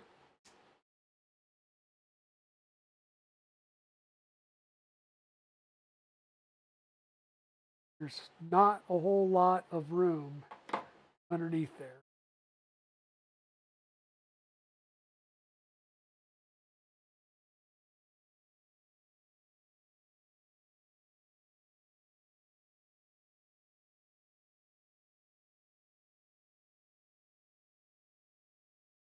Omni Fixo and our solder out of the way for now. May need them again in a little bit. We need our 5.5 millimeter balls. Were they in here?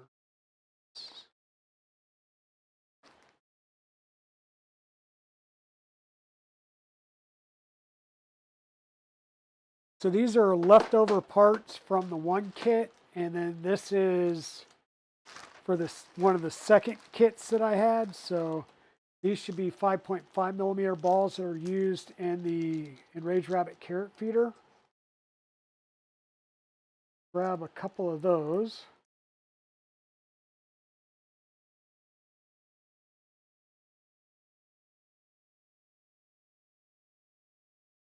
Drop number 1 in there. We'll take our first sensor, which has the common to it. We're going to slip this in there. And lining up the plunger with where the ball bearing is going to be.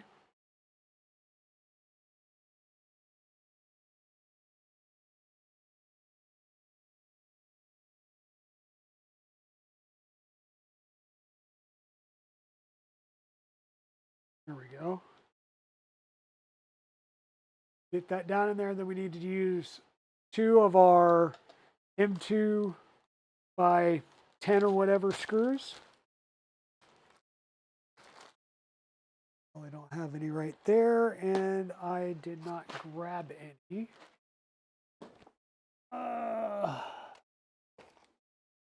Do it the M2 right here.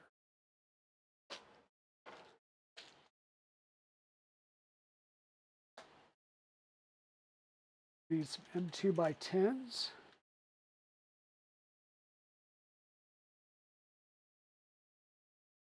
Fix it kit.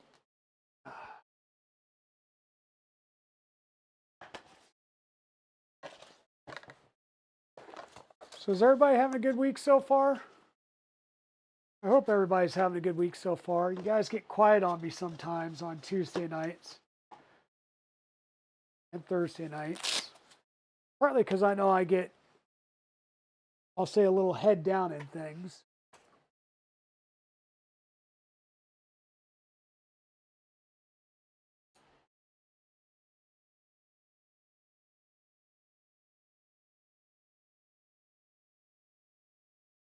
Okay, so we're going to use an M2 by 10 to secure these in.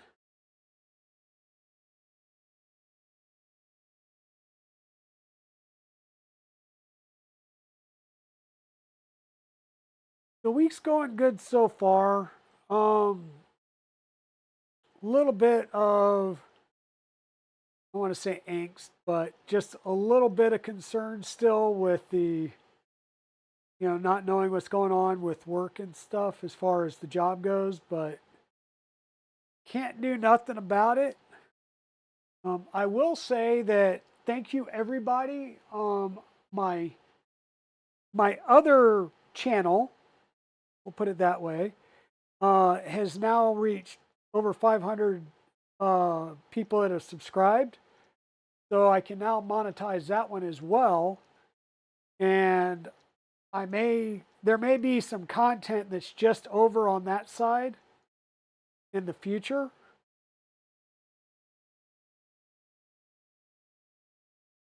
Okay, so that one is in place. That's not going to go anywhere. Now I need to add the other ball in the lower slot, right down in there. There'll be another spot for a ball. We'll add this in there, just like so.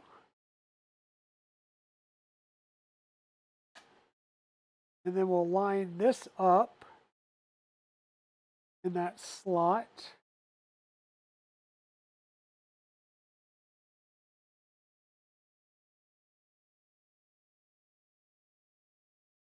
I don't know how the hell I'm going to get these in there, but we'll give it a shot.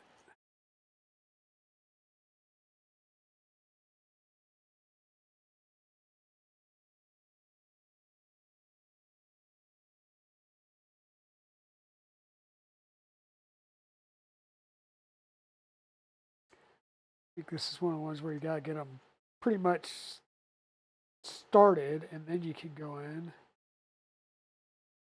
God, 10s would be way too long there. Let's try 6, 8s will go through.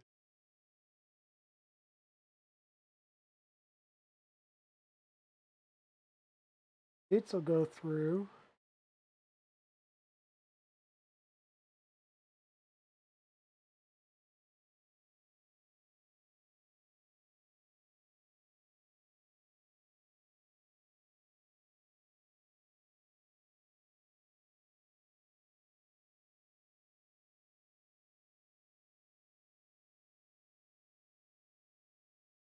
I'm going to have to try and use a ball end driver here. That's going to be the only option that'll work. I can get the right one.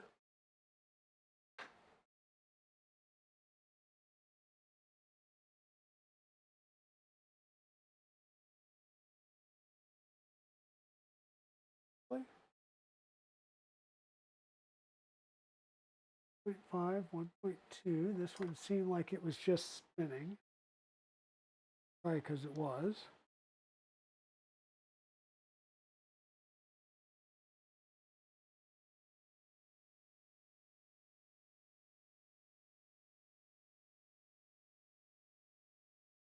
There we go.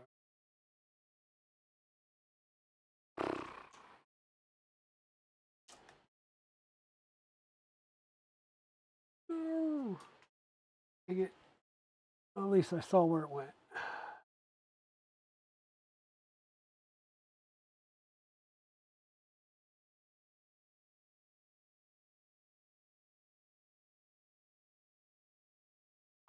Come on.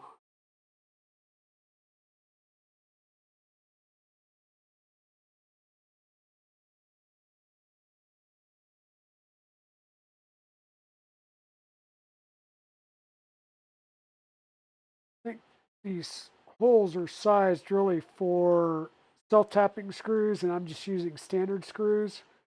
Is why it's a little bit harder to get them started.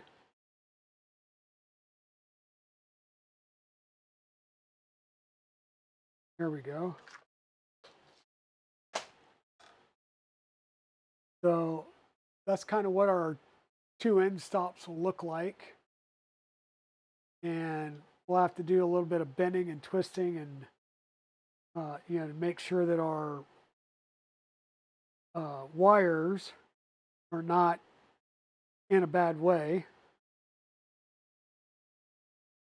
and can go underneath the boards and stuff.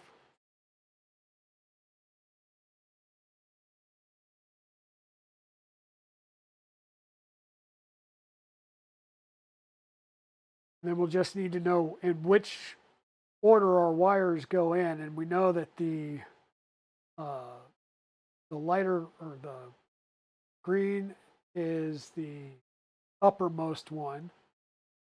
We've got our 2 end stops. So what I want to do before I go any further is make sure that they trigger when I shove a piece of filament in there. Because if they're not triggering now, we're wasting time. So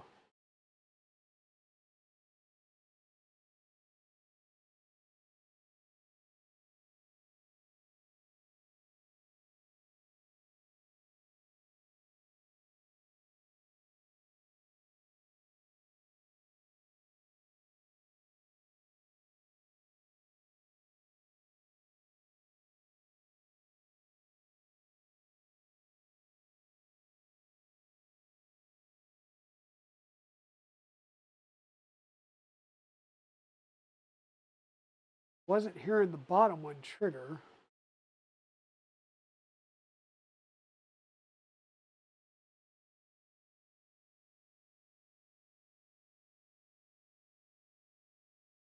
All right, yeah, I'm hearing both trigger.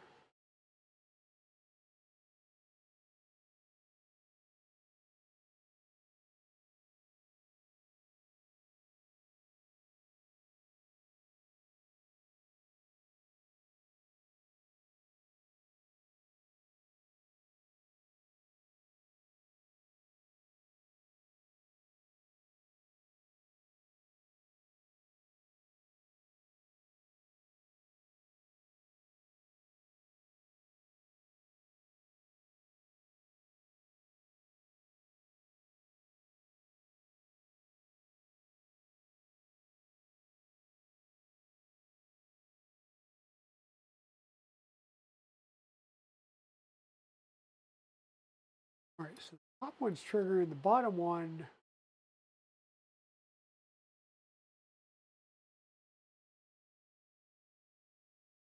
Bottom one, I'm not hearing trigger.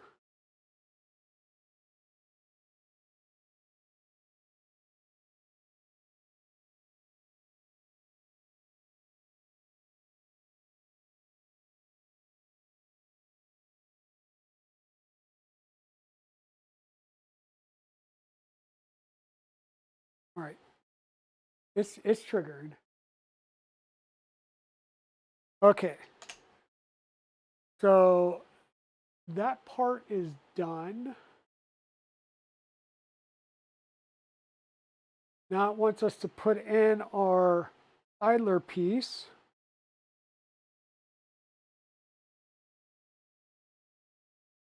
Way down in there where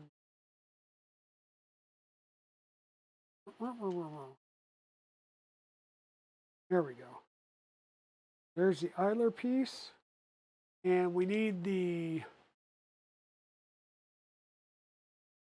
we're making sure that our idler piece is going all the way in, and we got the 2 different colors showing up there. That means we're all the way in on our idler. Let me switch back up to the top view here.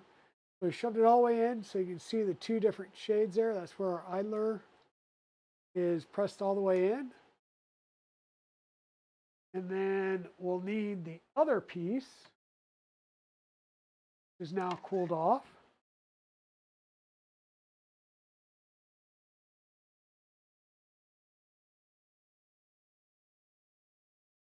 Which, like I said, should be the copper color, but it will live. So let me just take a quick gander here and see.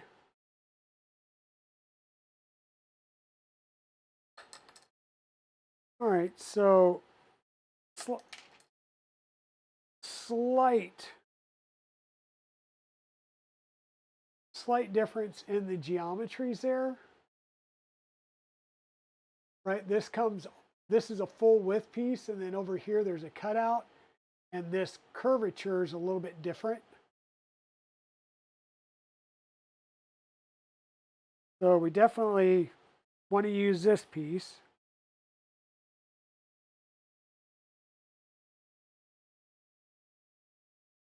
Calls for an M3 by 25 coming in from the back side. And this is to basically hold your idler in and give you a pen. What it's basically doing for your idler is becoming the hinge pen. And once again, just until you feel the change in tension, and stop, because this needs to move freely, which it does.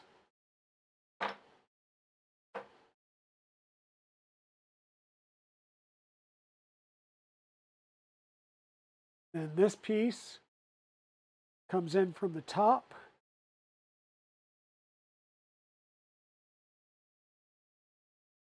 And we'll latch down on there. Latch down on there. All right, we'll yell at that in a minute. This once again is calling for an M3 by 25. And at some point I'm going to find which one it tells me is not supposed to be an M3 by 25, and we'll figure that out when we get there.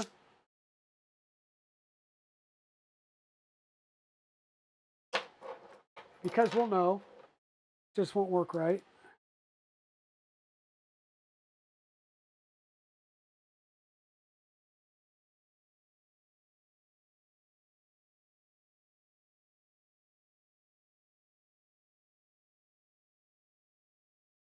That is.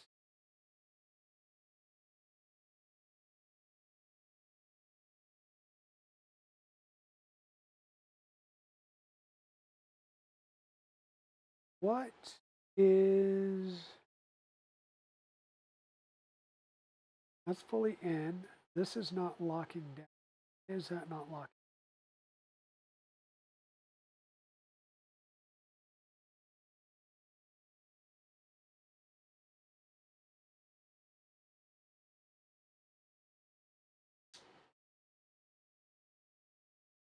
Something is not right here. Don't know what it is, but we'll figure it out.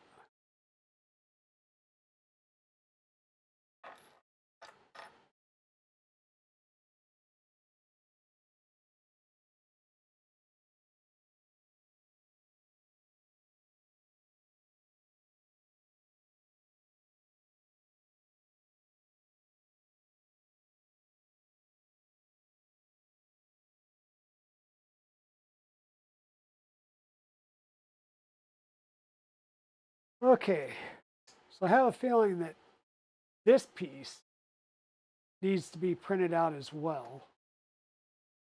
So that is the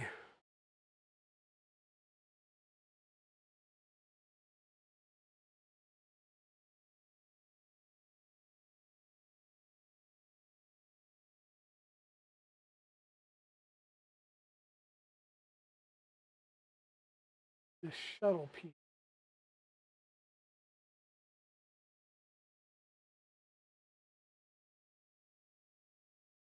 Hey, Da Vinci, how's it going? I am fumbling around through here because I have a feeling that I'm still missing a piece that I need. So this is the ECAS latch, right? This is the ECAS latch. Got the little cutout for the ECAS.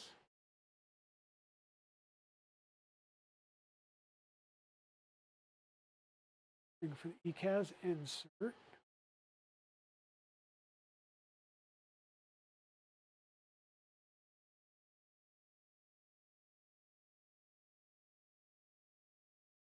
File, STLs.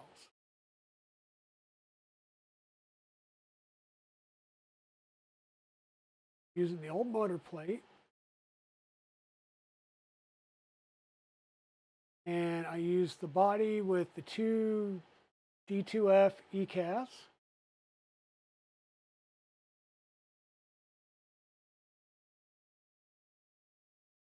Single one, dual, cutting.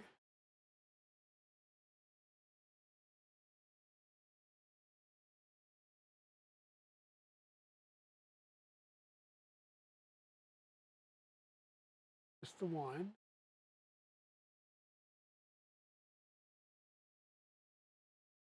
Just cutting with the two. Motor plate.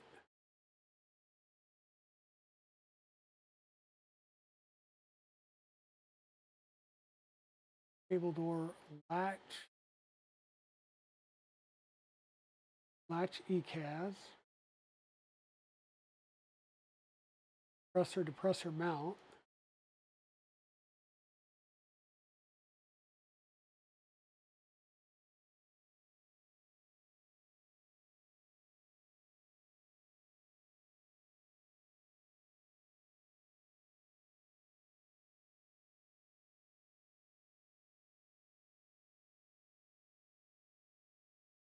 All right, so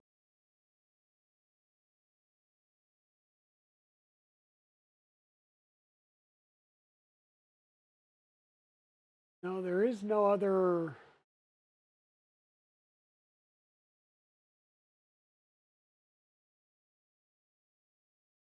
something that's fully inserted.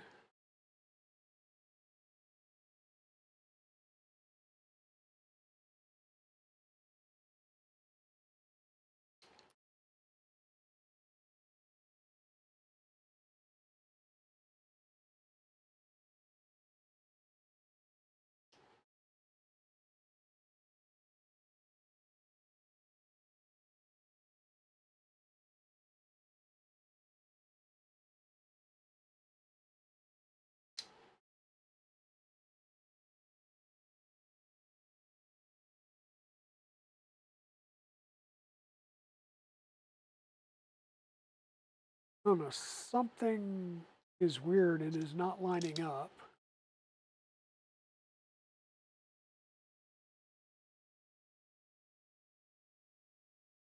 I don't know why.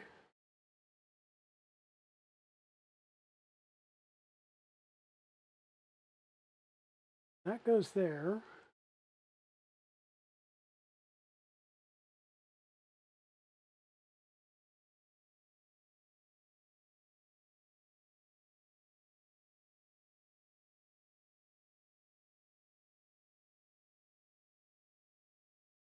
All right, folks, sorry about this. I don't know what the deal is.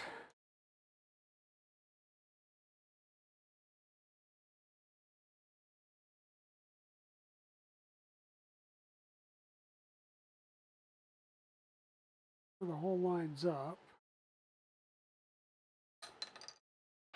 Or at least I think that's the whole lining up.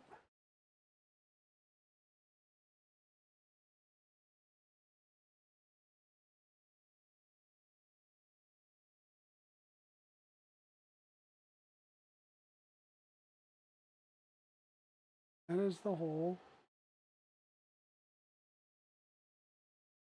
Hits.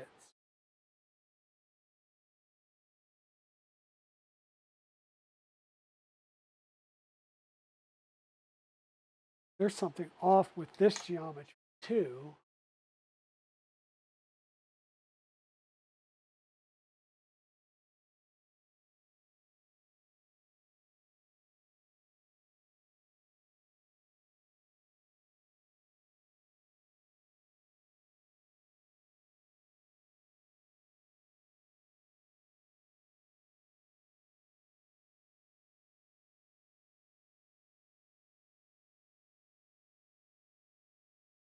Ah, this may be the one for the new motor plate, not the old motor plate.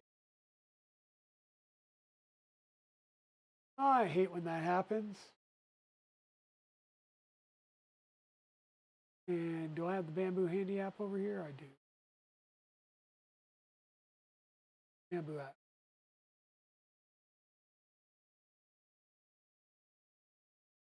Do, but I probably don't have.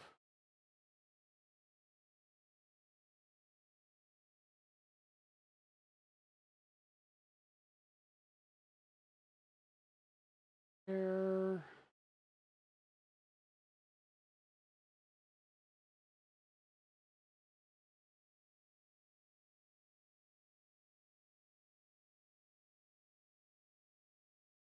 Sorry, folks. Like I said, this should be relatively a quick print.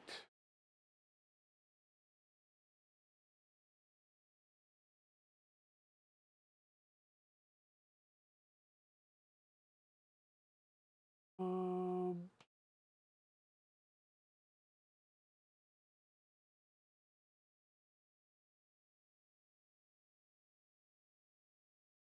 oh,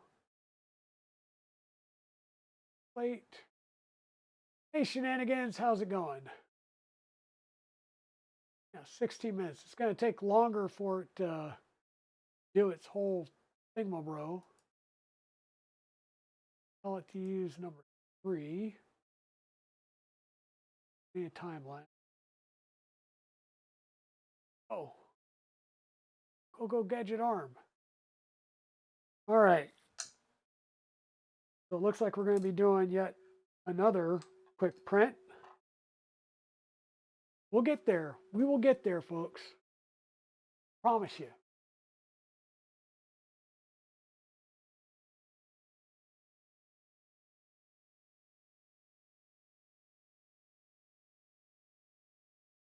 Knob, anti-squish, blah, blah, blah, blah, blah.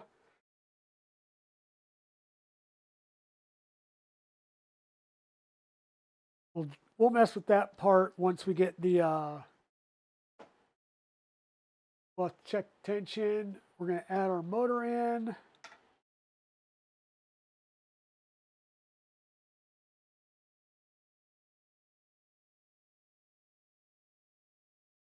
Motor gets added in with, what's the first one? M3 by 30.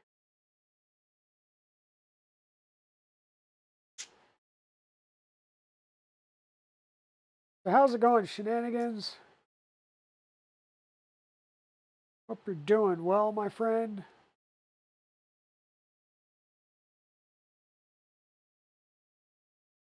And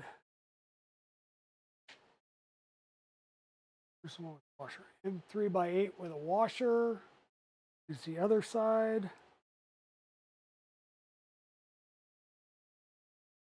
Of course, that goes in through the slot there.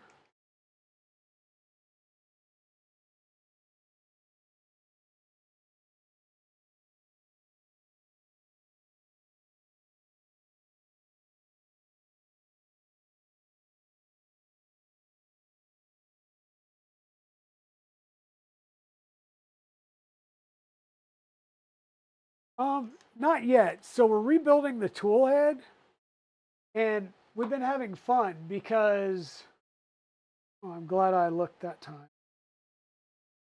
Dude, why do we have grounds? Like every single time, this one particular, like the entire box of pods gives me grounds. That's annoying. So what we did was we had to take the original tool head apart. Shenanigans, and we're rebuilding it. We're rebuilding it because in order to run the box turtle, well, in order to run our box turtle on our Trident over here, we need to have a tool head sensor. So what we're doing is we're building the Filomatrix, which will have one sensor right here. It's a 5.5 millimeter ball and an end stop. And then another one down here at the bottom. So there's one before the gears and one after. At a minimum, we need the one before the gears. At a minimum. We don't need the cutter by default for this. We don't need the cutter. However, in looking at it, these are the parts that I printed out, right? This is for the Revo, right? This is the part for the hot end that I had in there. And this is also for a Revo, but this is for an ERM.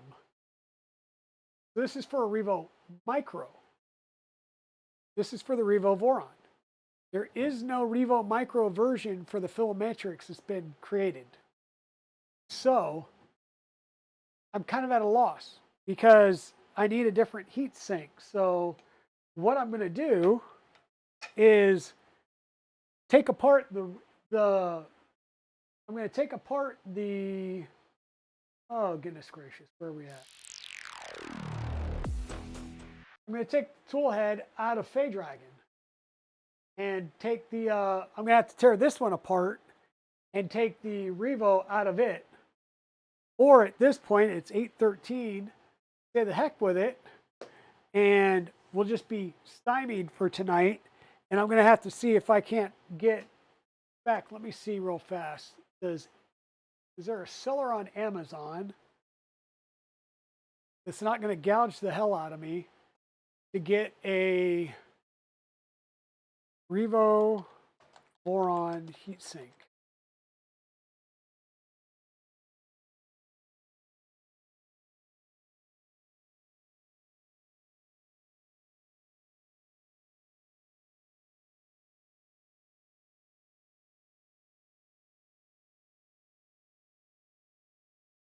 Ay, ay, ay, ay, ay.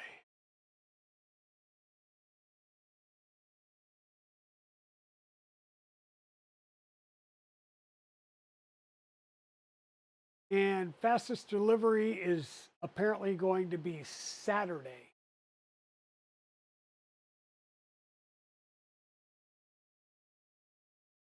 And I want to check and see if this seller is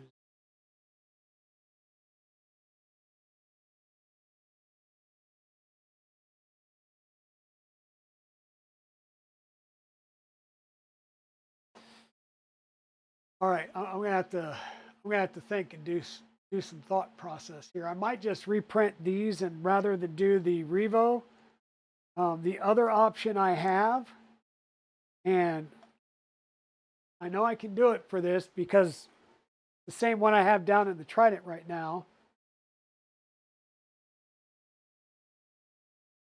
Yeah.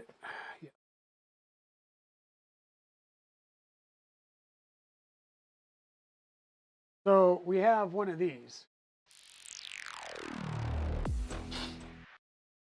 So this is the Drop Effect NextG Fiber.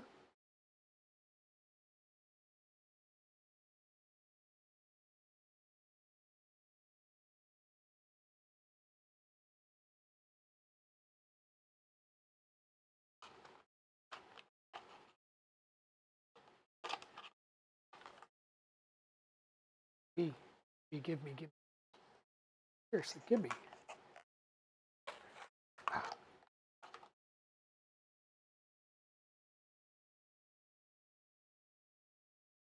So this is the standard. You can also throw the little extension piece in it and then run it as the ultra high flow version of it. But this is the same one that I beta tested. Of course, this is not a beta test version. This is a good to go version. But yeah, we can mount one of these in here. It's standard Dragon mounting pattern. So it would go in a standard Dragon bolt pattern. I don't think will fit this. No, definitely. I'd have to reprint it. I'd have to reprint the Dragon version of the lower. But we could do this, and then I'd have to cut my wires, which would be rather annoying as well. Work on the SB2209. But this is an option. I also have a Dragon over there. Probably have another Dragon somewhere in there as well. But yeah, this is an awesome hot end, by the way. In the ultra high flow version on a 0.6 nozzle, I was getting over, I shouldn't be muted. I should not be muted. I'm seeing myself there. You guys not hear me?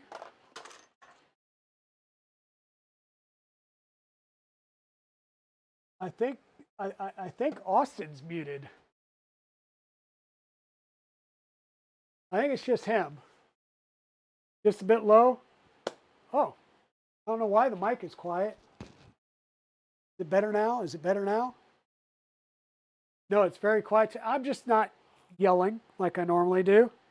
But yeah, this is the full production version zombie of the hot ends that we tested for Fadus.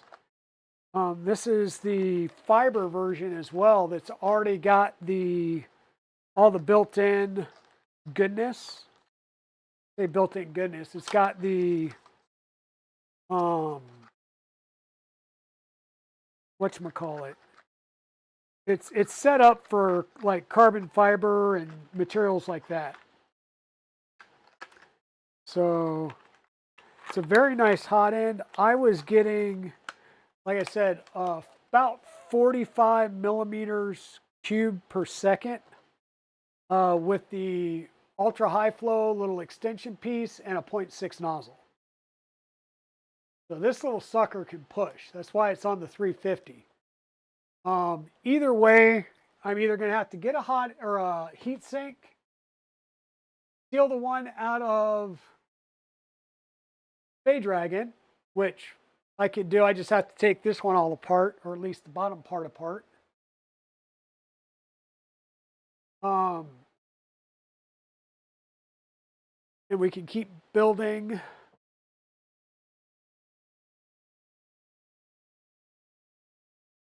Or like I said, the potential is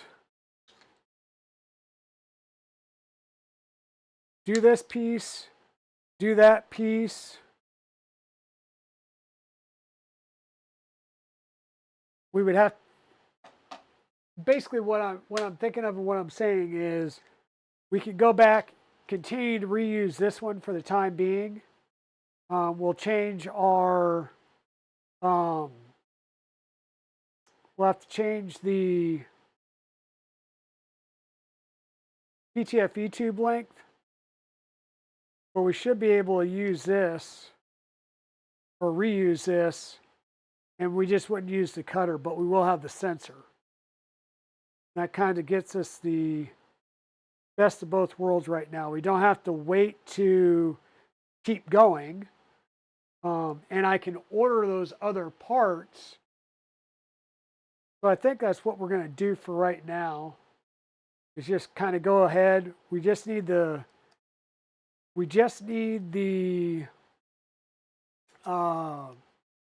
sensor to get this up and running. We don't technically need the tool cutter because we can run the tip forming macros.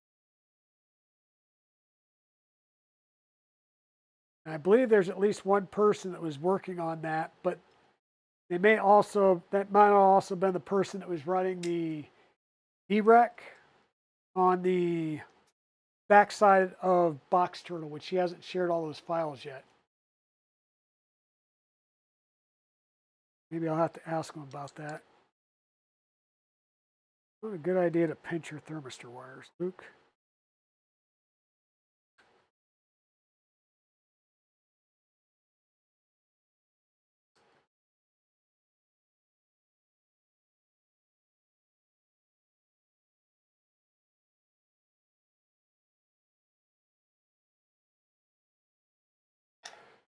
So that still works. We just won't run the cutter yet. And as soon as I get the other parts, we can swap out the bottom part rather easily. We will need to fix the gap that we have here because that's going to be too big.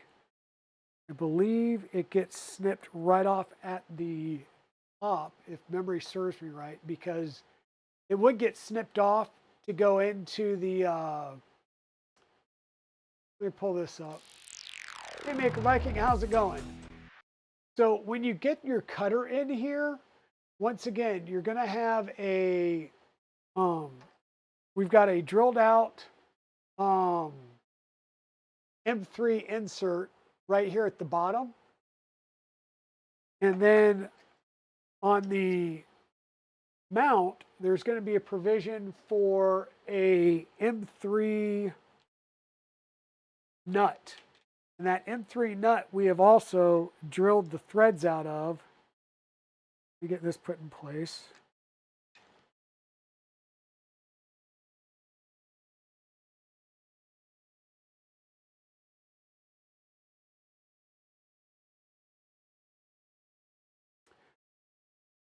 So this will be captive right there, right? This nut. And that's your PTFE tube then will come from the, darn it, will only come up that much, right? So you're not doing a full PTFE tube. It's a very short PTFE tube coming out of your hot end. That's basically what we want to do is cut our PTFE tube flush with the top of this part, and then that will give us a press fit up against here. I don't think we're going to get too much movement there. You know, we're not going to have that much of a spot here. So I will try and get this cut without damaging my wires.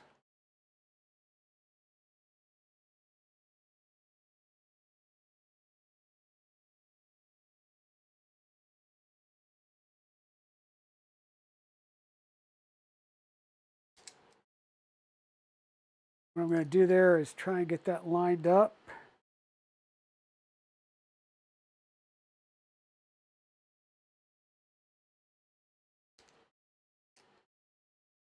See if I can't get a mark on it, and then I can take it out and cut it without damaging the wires.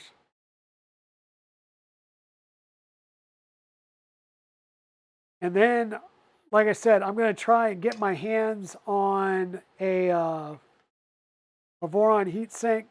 Like I said, I may take Fay-Dragon apart. I kind of don't want to, but if I need to, I will. But this will give us an opportunity to keep going for now.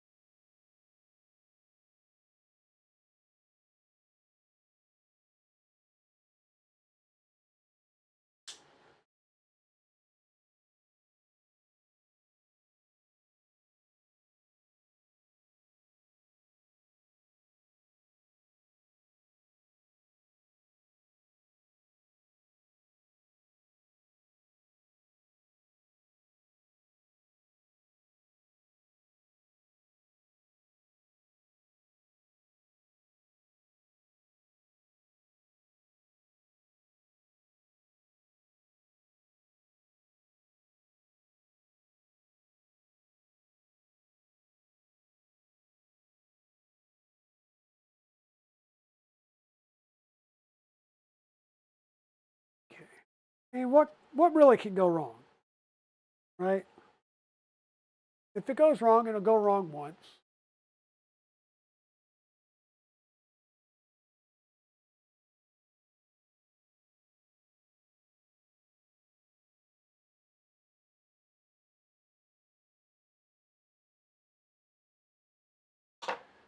You also want to find my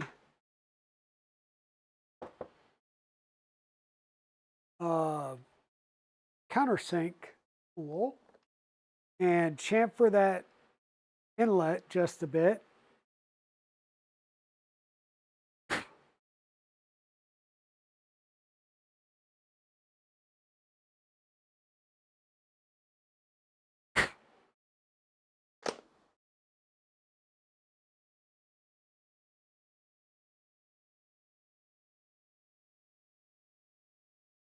So we have the lower part, the upper part.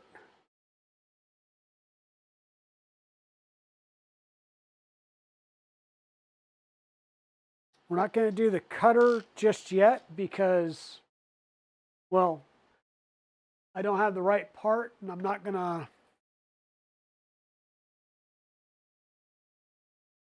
Oh, no plate's not the right one. It's fine. Go ahead. Okay. I'm sorry, folks. I'm kind of scatterbrained.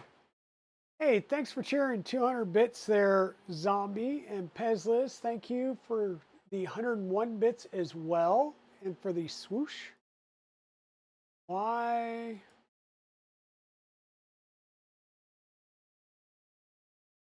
Don't know what image that is. Okay. Not sure if I clicked on something. We could probably go ahead and work on building the pieces for the cutter while we're at it. So the cutter arm, we'll need our scalpel. I did have a couple of extra blades from the Triangle Labs kit that we used when we built the Enraged Rabbit carrot feeder for the Trident 350. So I have at least one more blade in here that I can use. Should also hopefully have some blades in the Seed Labs kit, I think is the other one.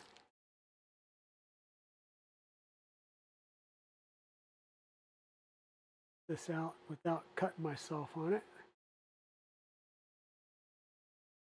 One blade or is there two?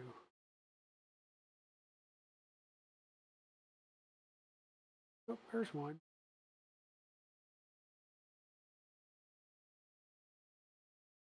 Yep, just one.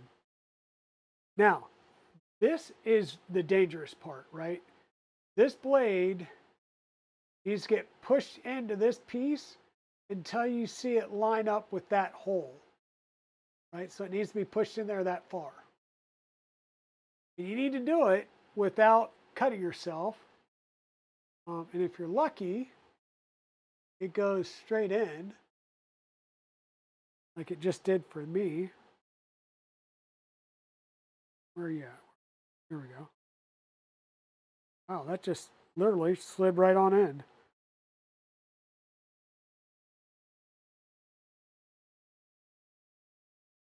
Guess that means I got my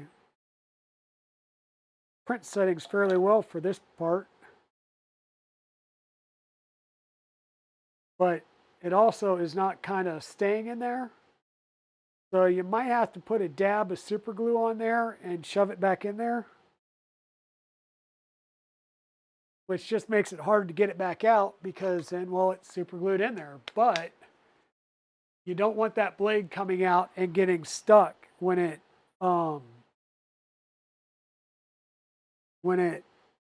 cuts the filament.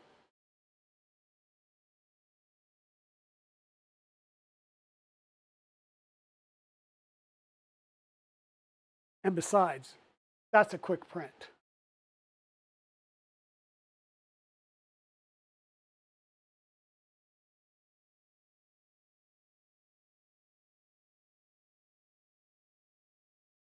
So put a little bit of super glue on that and we'll let that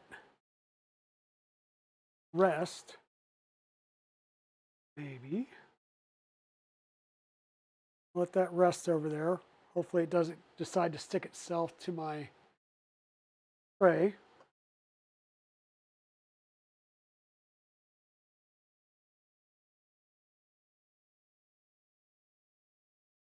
Okay.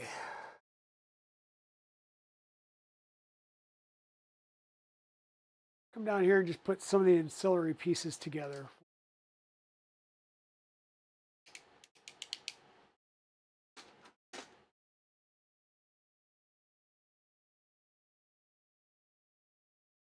Cut it 26 millimeters. We don't need to cut it. It was pre-cut. This is the result. Put it in there until it's about halfway. Use pliers to push in the knife holder. Some force should be needed. If that's not the case, use some glue, depending on the scalpel tolerances. We use a little bit of super glue. Put put the knife into the cutting arm and use an M2.5 by 15 screw. I will actually have to see if I've got one of those. It just seems like a really weird size.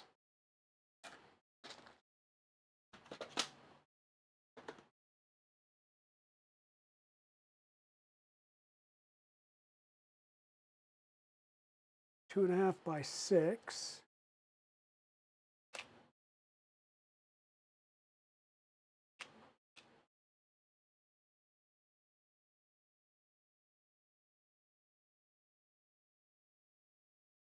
Not there.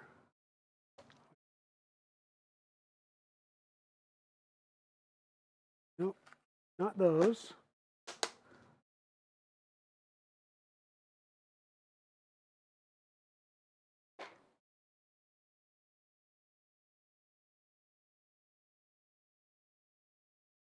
Definitely not in there.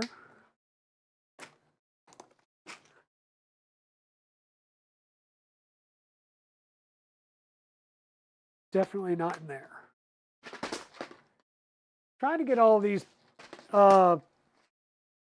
properly sorted out and put into whatchamacallits, Screwfinity bins. Let me see what we got over here in the other parts of the ERCFA kits. We're looking for an M2.5 by 15.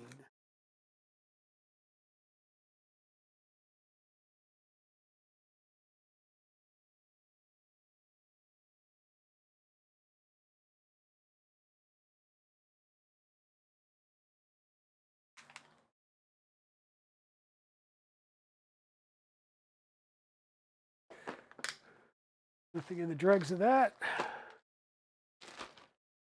Thanks for the lurk, zombie.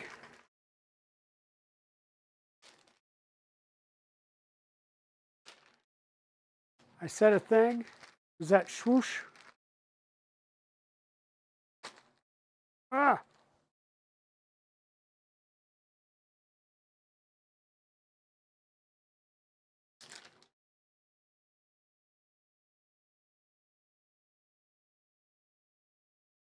That screw, flathead screws, and 3 by 20, 6 by 8, M2.5 by 16, socket head cap screw.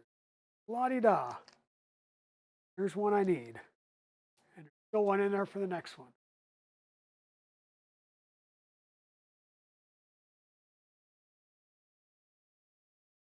I have been pillaging the second ERCFA kit for screws and parts here and there. However, I do have a full ERCFA V2 kit from Deep Fried Hero sitting over here in a case. And yeah, somebody may get that soon. Not sure if I'm going to do it on screen or if I may do it at 3D Printopia, but somebody's going to get one of those. Probably be here on stream. Why not? Okay, 2.5. We're going to need that. We're going to need this. Hey, super glue worked. I just realized. Let me go back to here. Okay. So this is going to go right in there. And we're going to use the M2.5 by 16.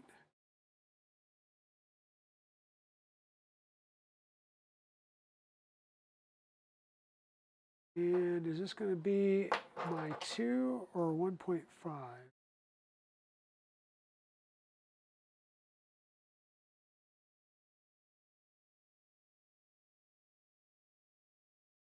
The tip of the screw should be flush with the cutting arm or no more than 0.1 to 0.3 millimeters above.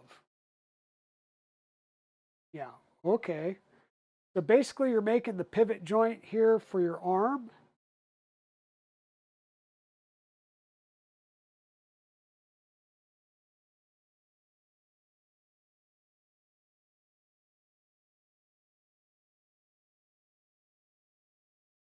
And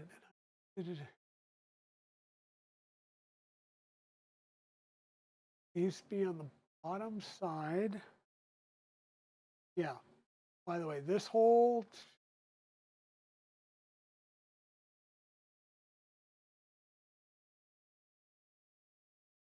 check the orientation of the hole for the M2.5 screw in the knife holder. It needs to be on the bottom side, even though the diagram, even though the diagram I'm looking at shows it as being on the top side.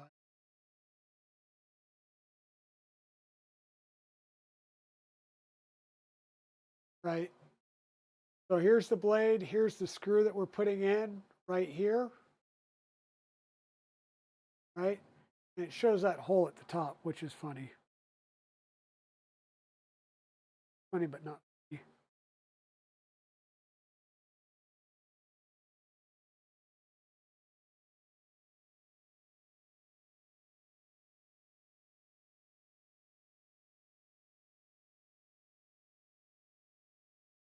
And this needs to be pretty much flush with this printed side. You don't want it sticking out, because if it's sticking out, then it'll rub up against the side of the it'll rub up against the side here, and it'll cause you problems. So it needs to be right flush with that edge. And yes, this is going to be floppy. Don't worry about it. Floppy's okay. Looks like I'm going to have a gap here, but I'm not sticking all the way out. And that's about where we want it, is right flush with the side of the lever arm printed part here.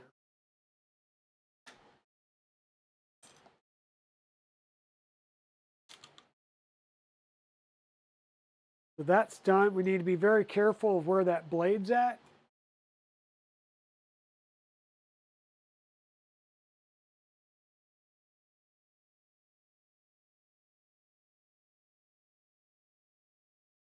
We've added the heat set inserts. We added those heat set inserts.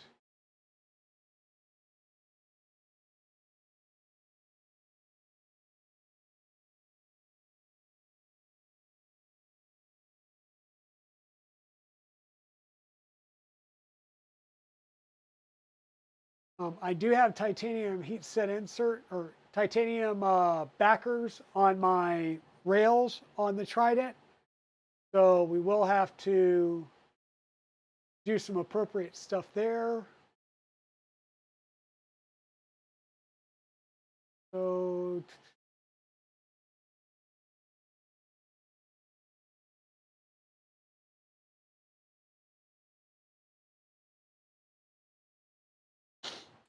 we're going to have two, how's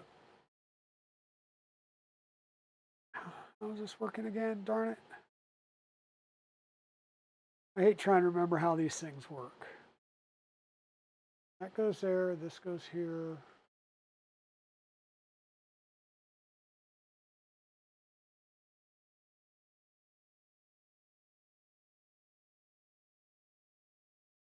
Spool head.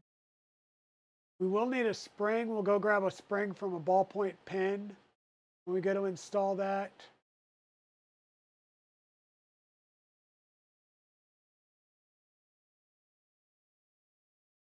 Heading point on the gantry. We need an M3x16 button head cap screw.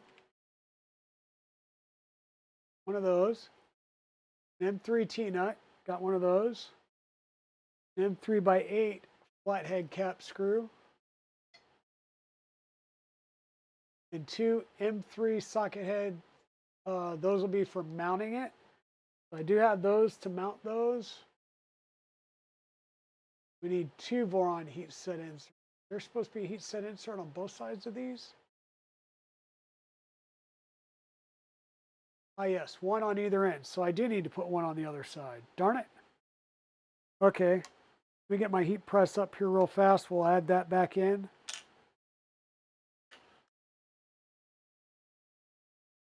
I'm feeling like pretty schizo and frazzled today for whatever reason. Does it seem like that to you guys? I'm kind of all over the place.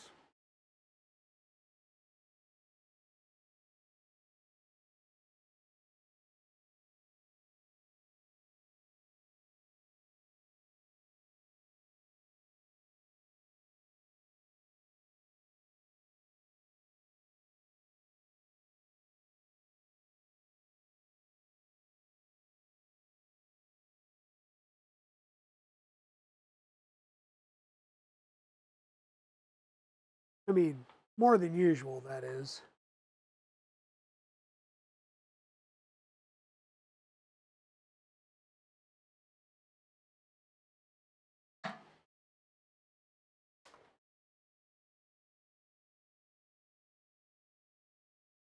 Not at all. Okay. So the serrated or the serrated, the side with the little fans on it, kind of hard to say. You can see it there in the diagram. That's the side that goes against um, this flat piece here because there's lines in here so it'll hold at a certain given height. And we'll bring our M3 by 8 flathead screw, which will take a 2 millimeter, whatchamacallit, driver. We'll use that to lock this in to a given height. This will allow us to adjust the height up and down.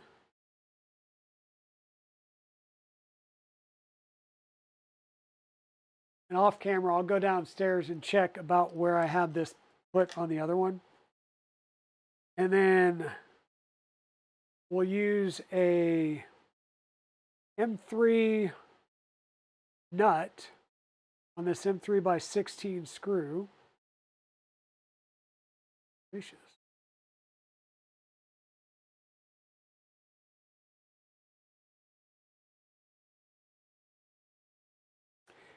And this will go into this side. And we'll use this M3 nut as a jam nut. Once we get it to the right distance and the right height to trigger against this depression in our lever. So what we're going to do is we're going to bring this in. We're going to line it up right there. And then we'll move it in, which will move the cutter in to cut.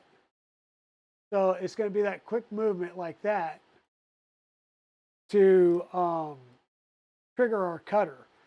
So we'll need about the right distance here. We'll need the right height and we'll need the right front to back. And we'll have to set all that up once this is in the printer and do some manual calibration. And then once again, we'll treat this as a jam nut like that, just to lock it in place once we get it where we want it. And we'll pull out 2 of our M3 countersunk screws from the backer. We'll set this in there. We'll use some M3 by, I think these were 10s or 12s. These will go in, and this will give us a little bit of front to back play in those backers. So that part's done. We've got the extruder portion pretty much done. We still need to add our ECAS fitting to the top. Where's my bag of ECAS fittings? So we got plenty of those from our box turtle build. So we've got plenty of those still. I'm still finding packages of them all around the house or around the shop. So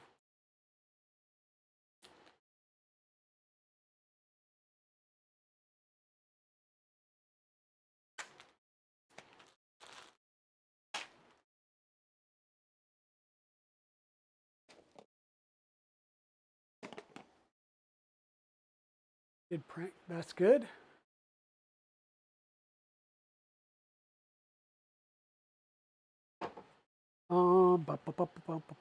ECAS fit. So like standard, we should have to take this little rubber piece off.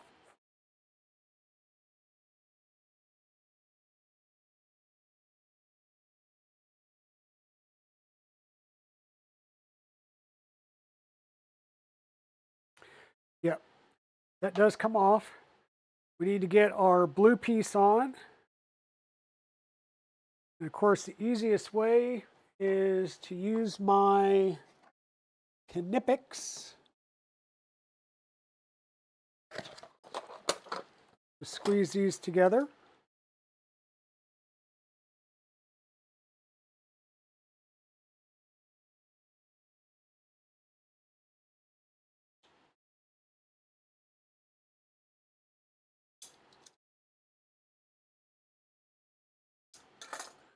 So that's now squeezed on there.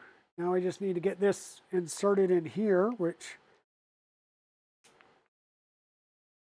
went on fairly easily. We still need to add our lever here, which has finished printing. We just need to let things cool down.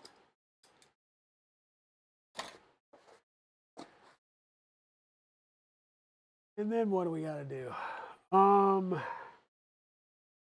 I think we're done with tiny screwdrivers for now.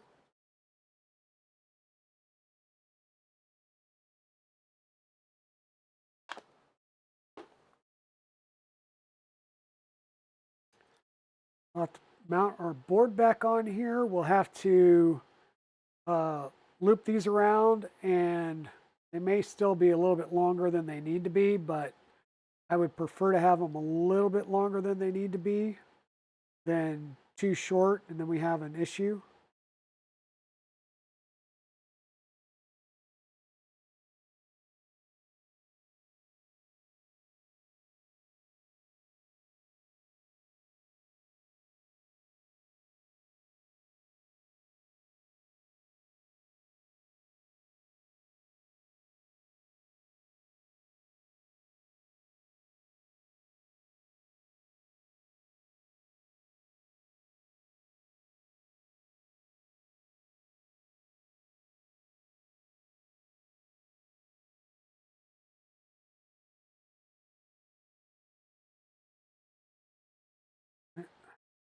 That lined up.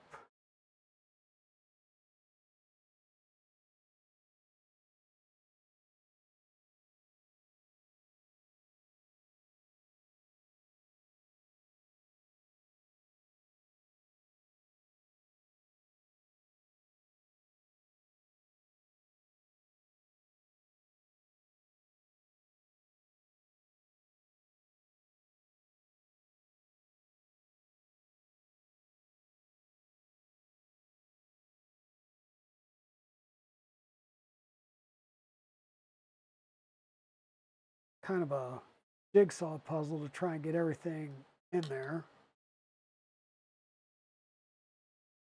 That lined up.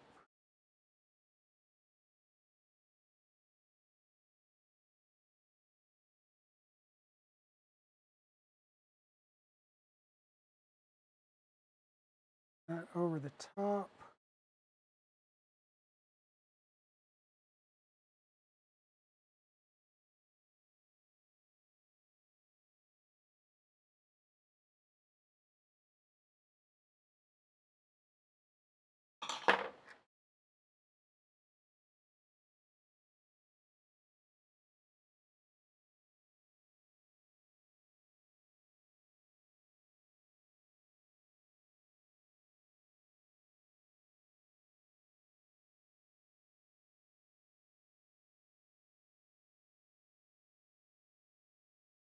Darn it.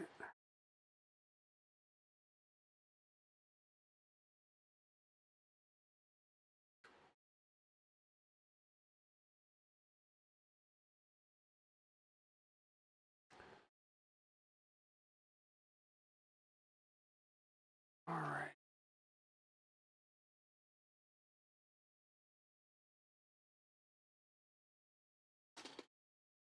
Spacer kind of moved out of the way, but as long as it doesn't move too far out of the way, we should be able to get it back in there without a problem. Right? Yeah.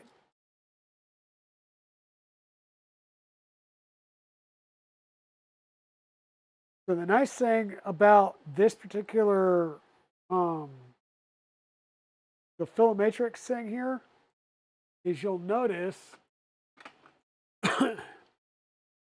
it's got a cutout in the front here. And that means you can actually get to that thermistor input to plug it in without an issue like we've had in the past.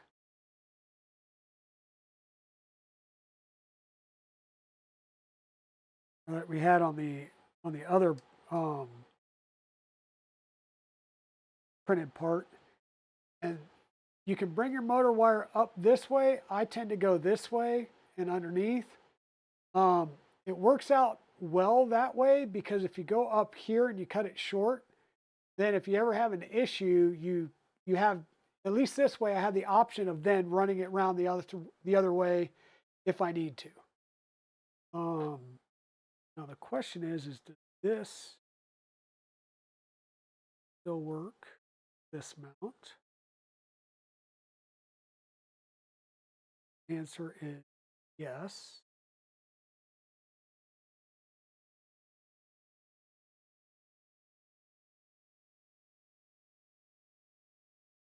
And then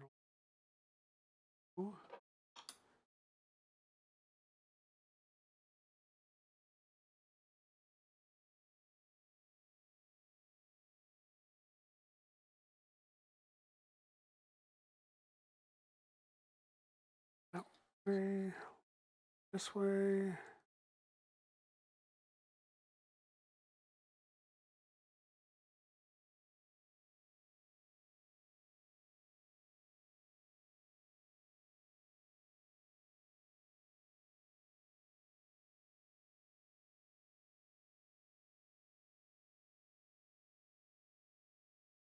There, that's there. I want to say it's this screw here that gets a different size. Could be that one there.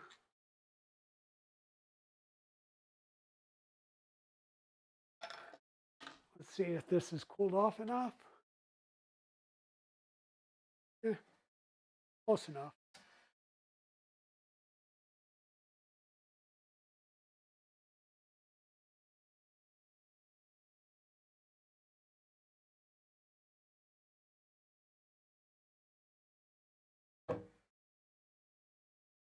Okay, so slightly different dimensions and cutouts than the other one.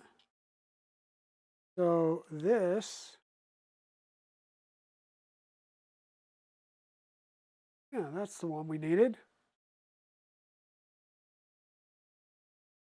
That's the one we needed.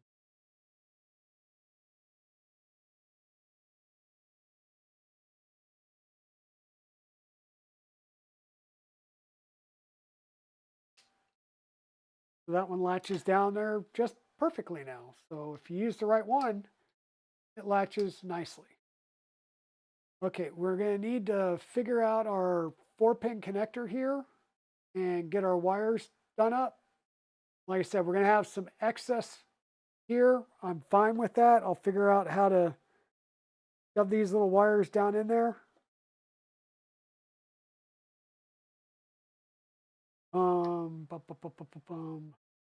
Probably need to get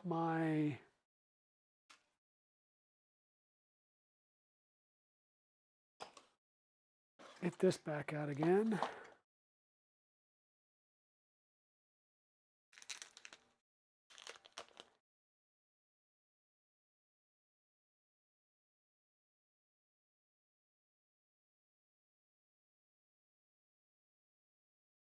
And I know we talked about them before, but those are like these. So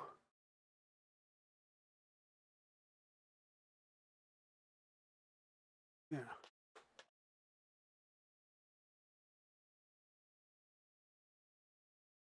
So these are your normal size JST connectors.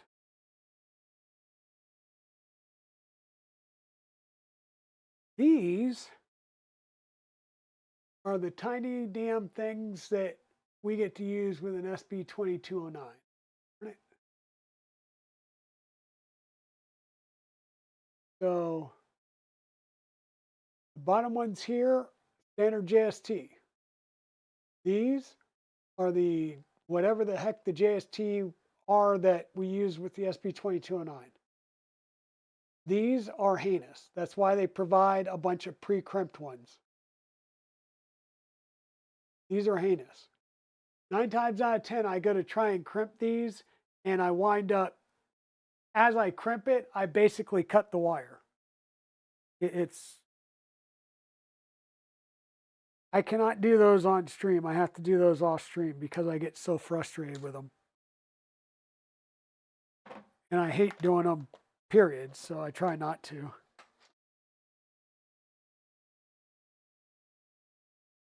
Okay, so I need one of the connectors. I need a 4-pin. 5-pin works. The BL Touch.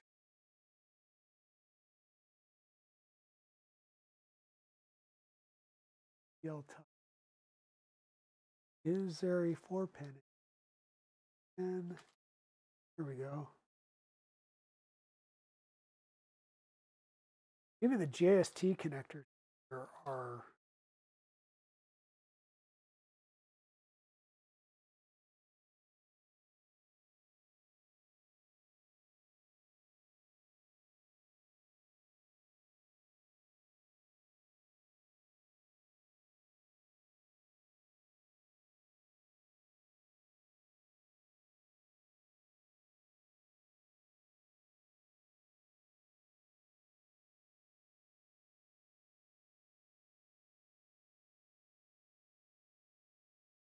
like, those are the jumpers.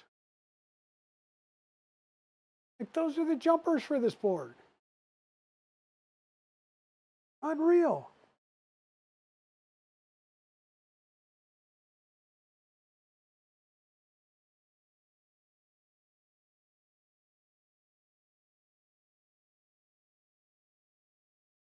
Before I throw that last one in here, let me take a look at the SB2209. So we're going to use the BL Touch down here. So we're going to have to redo that one. The end stop here, we've got 5-volt, ground, end stop, and end stop. So we're not going to use the 5-volt.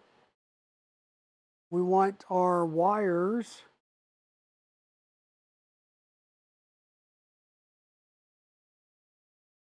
the ground is going to be in the second from the left, or excuse me, second from the right,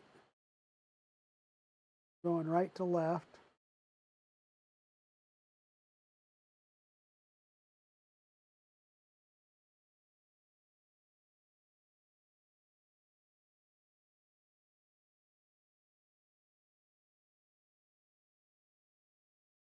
Okay. And then PB5, which is going to be the first, so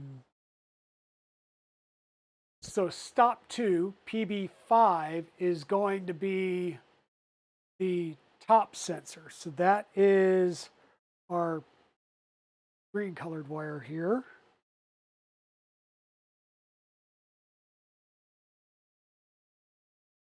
Like I could have taken my common wire down to the bottom one.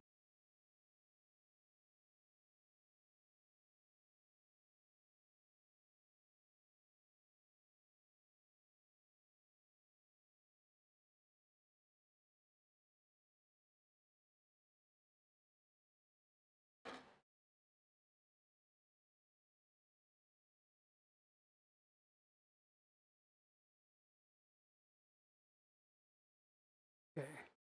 And then the last one is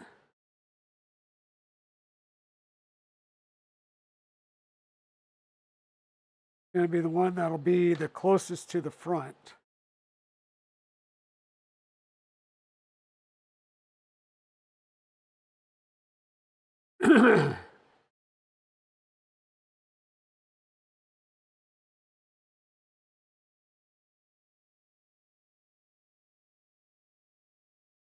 Okay. That'll be those 3 wires. They're going to need to come around and go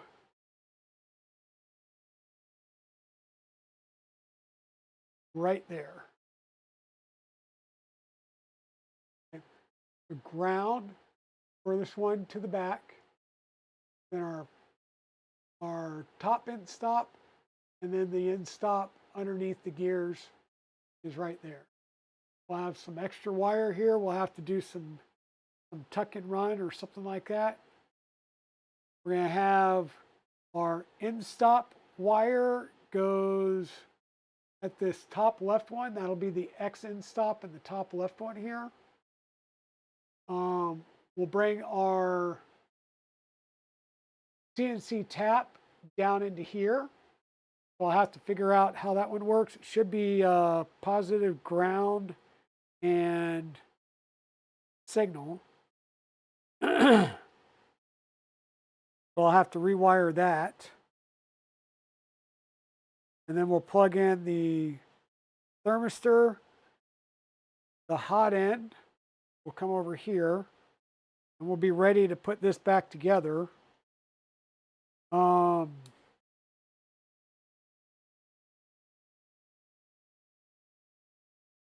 that's kind of where we're going to be at. I got to make a decision on if I think we're going to go with this without the cutter, right? I'll go in there like so. And then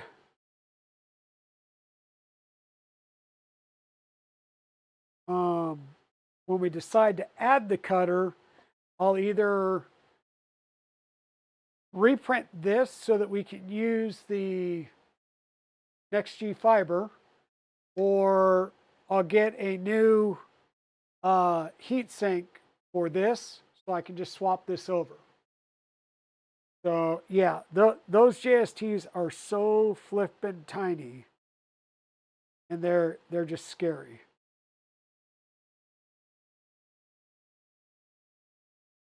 And the good thing is we don't have to do anything to this board. It's already flashed and everything because we're bringing it out of a working system. All we need to do is get everything reattached and plugged back in, and then we'll have to change this and this. And because it's going to be done the same way as the Trident, the other Trident, all I have to do is grab the config changes from the other Trident. But for now, I'm going to put this stuff back away, and I'm going to call it a night, folks. I'm starting to cough a little bit. My allergies are kicking in again, so I need to go and take some more allergy meds. And I may want to watch a little bit of the debate tonight just to see how off kilter everybody is. But yeah. And then I've got to make some decisions on how I want to go ahead and proceed on getting the bottom half. And I think what I'm going to do is I'm just going to order the Revo hot, or the Revo hot, or the Revo top, and I'm going to order the Revo heatsink.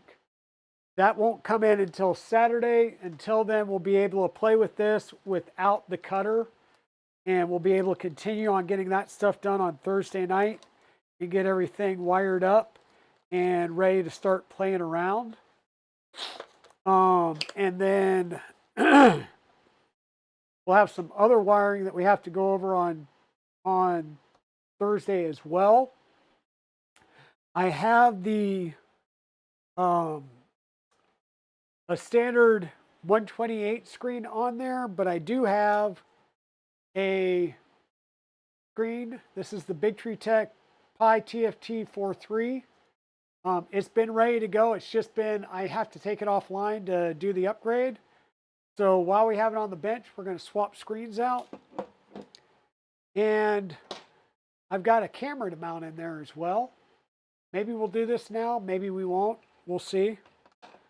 But yeah, we'll do a few things.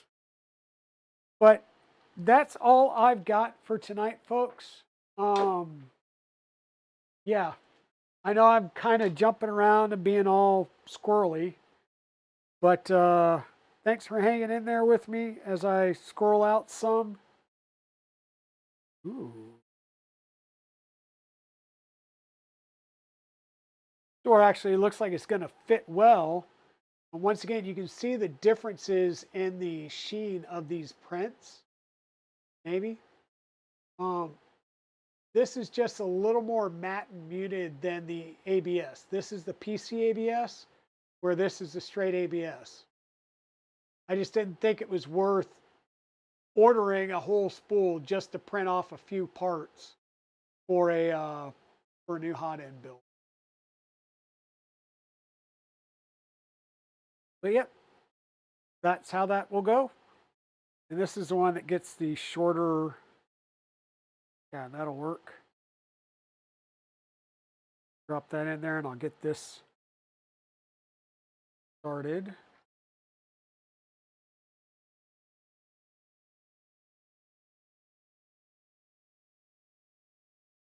Come on now. You've already been on there once, or been screwed on once. Where do we want to raid out to tonight, folks? Anybody got a desire or a plan?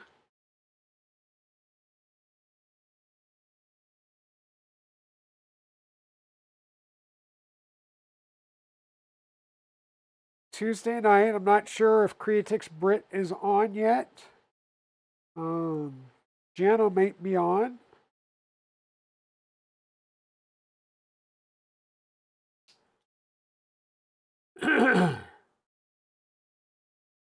So that's all coming together nicely.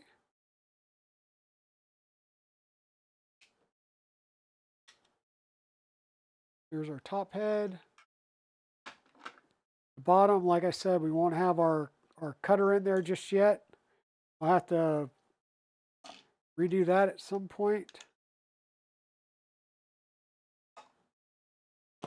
I wish I could get it by the next stream, but I don't think I'm going to be able to, because everything I'm seeing, unless I can get, like if Chris has one and he's willing to overnight it to me, but that's a lot. Jano? Sounds good. If Jano's up and running, we'll go over to Jano. I haven't checked to see if he's up and running. We'll check real fast.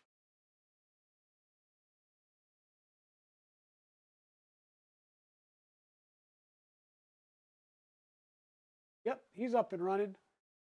All right, there we go. We're ready to go over to Jano.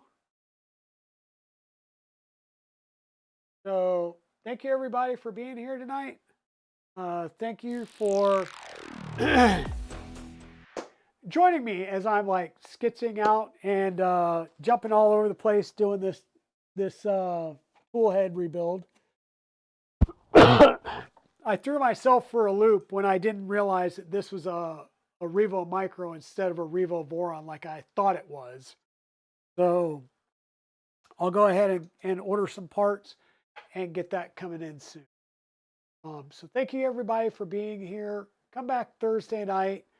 We'll get this finished. We'll get the Trident moved over here onto the bench so that we can do some wiring and some other things with it. And then we'll get it up and running again and start checking it out with Box Turtle.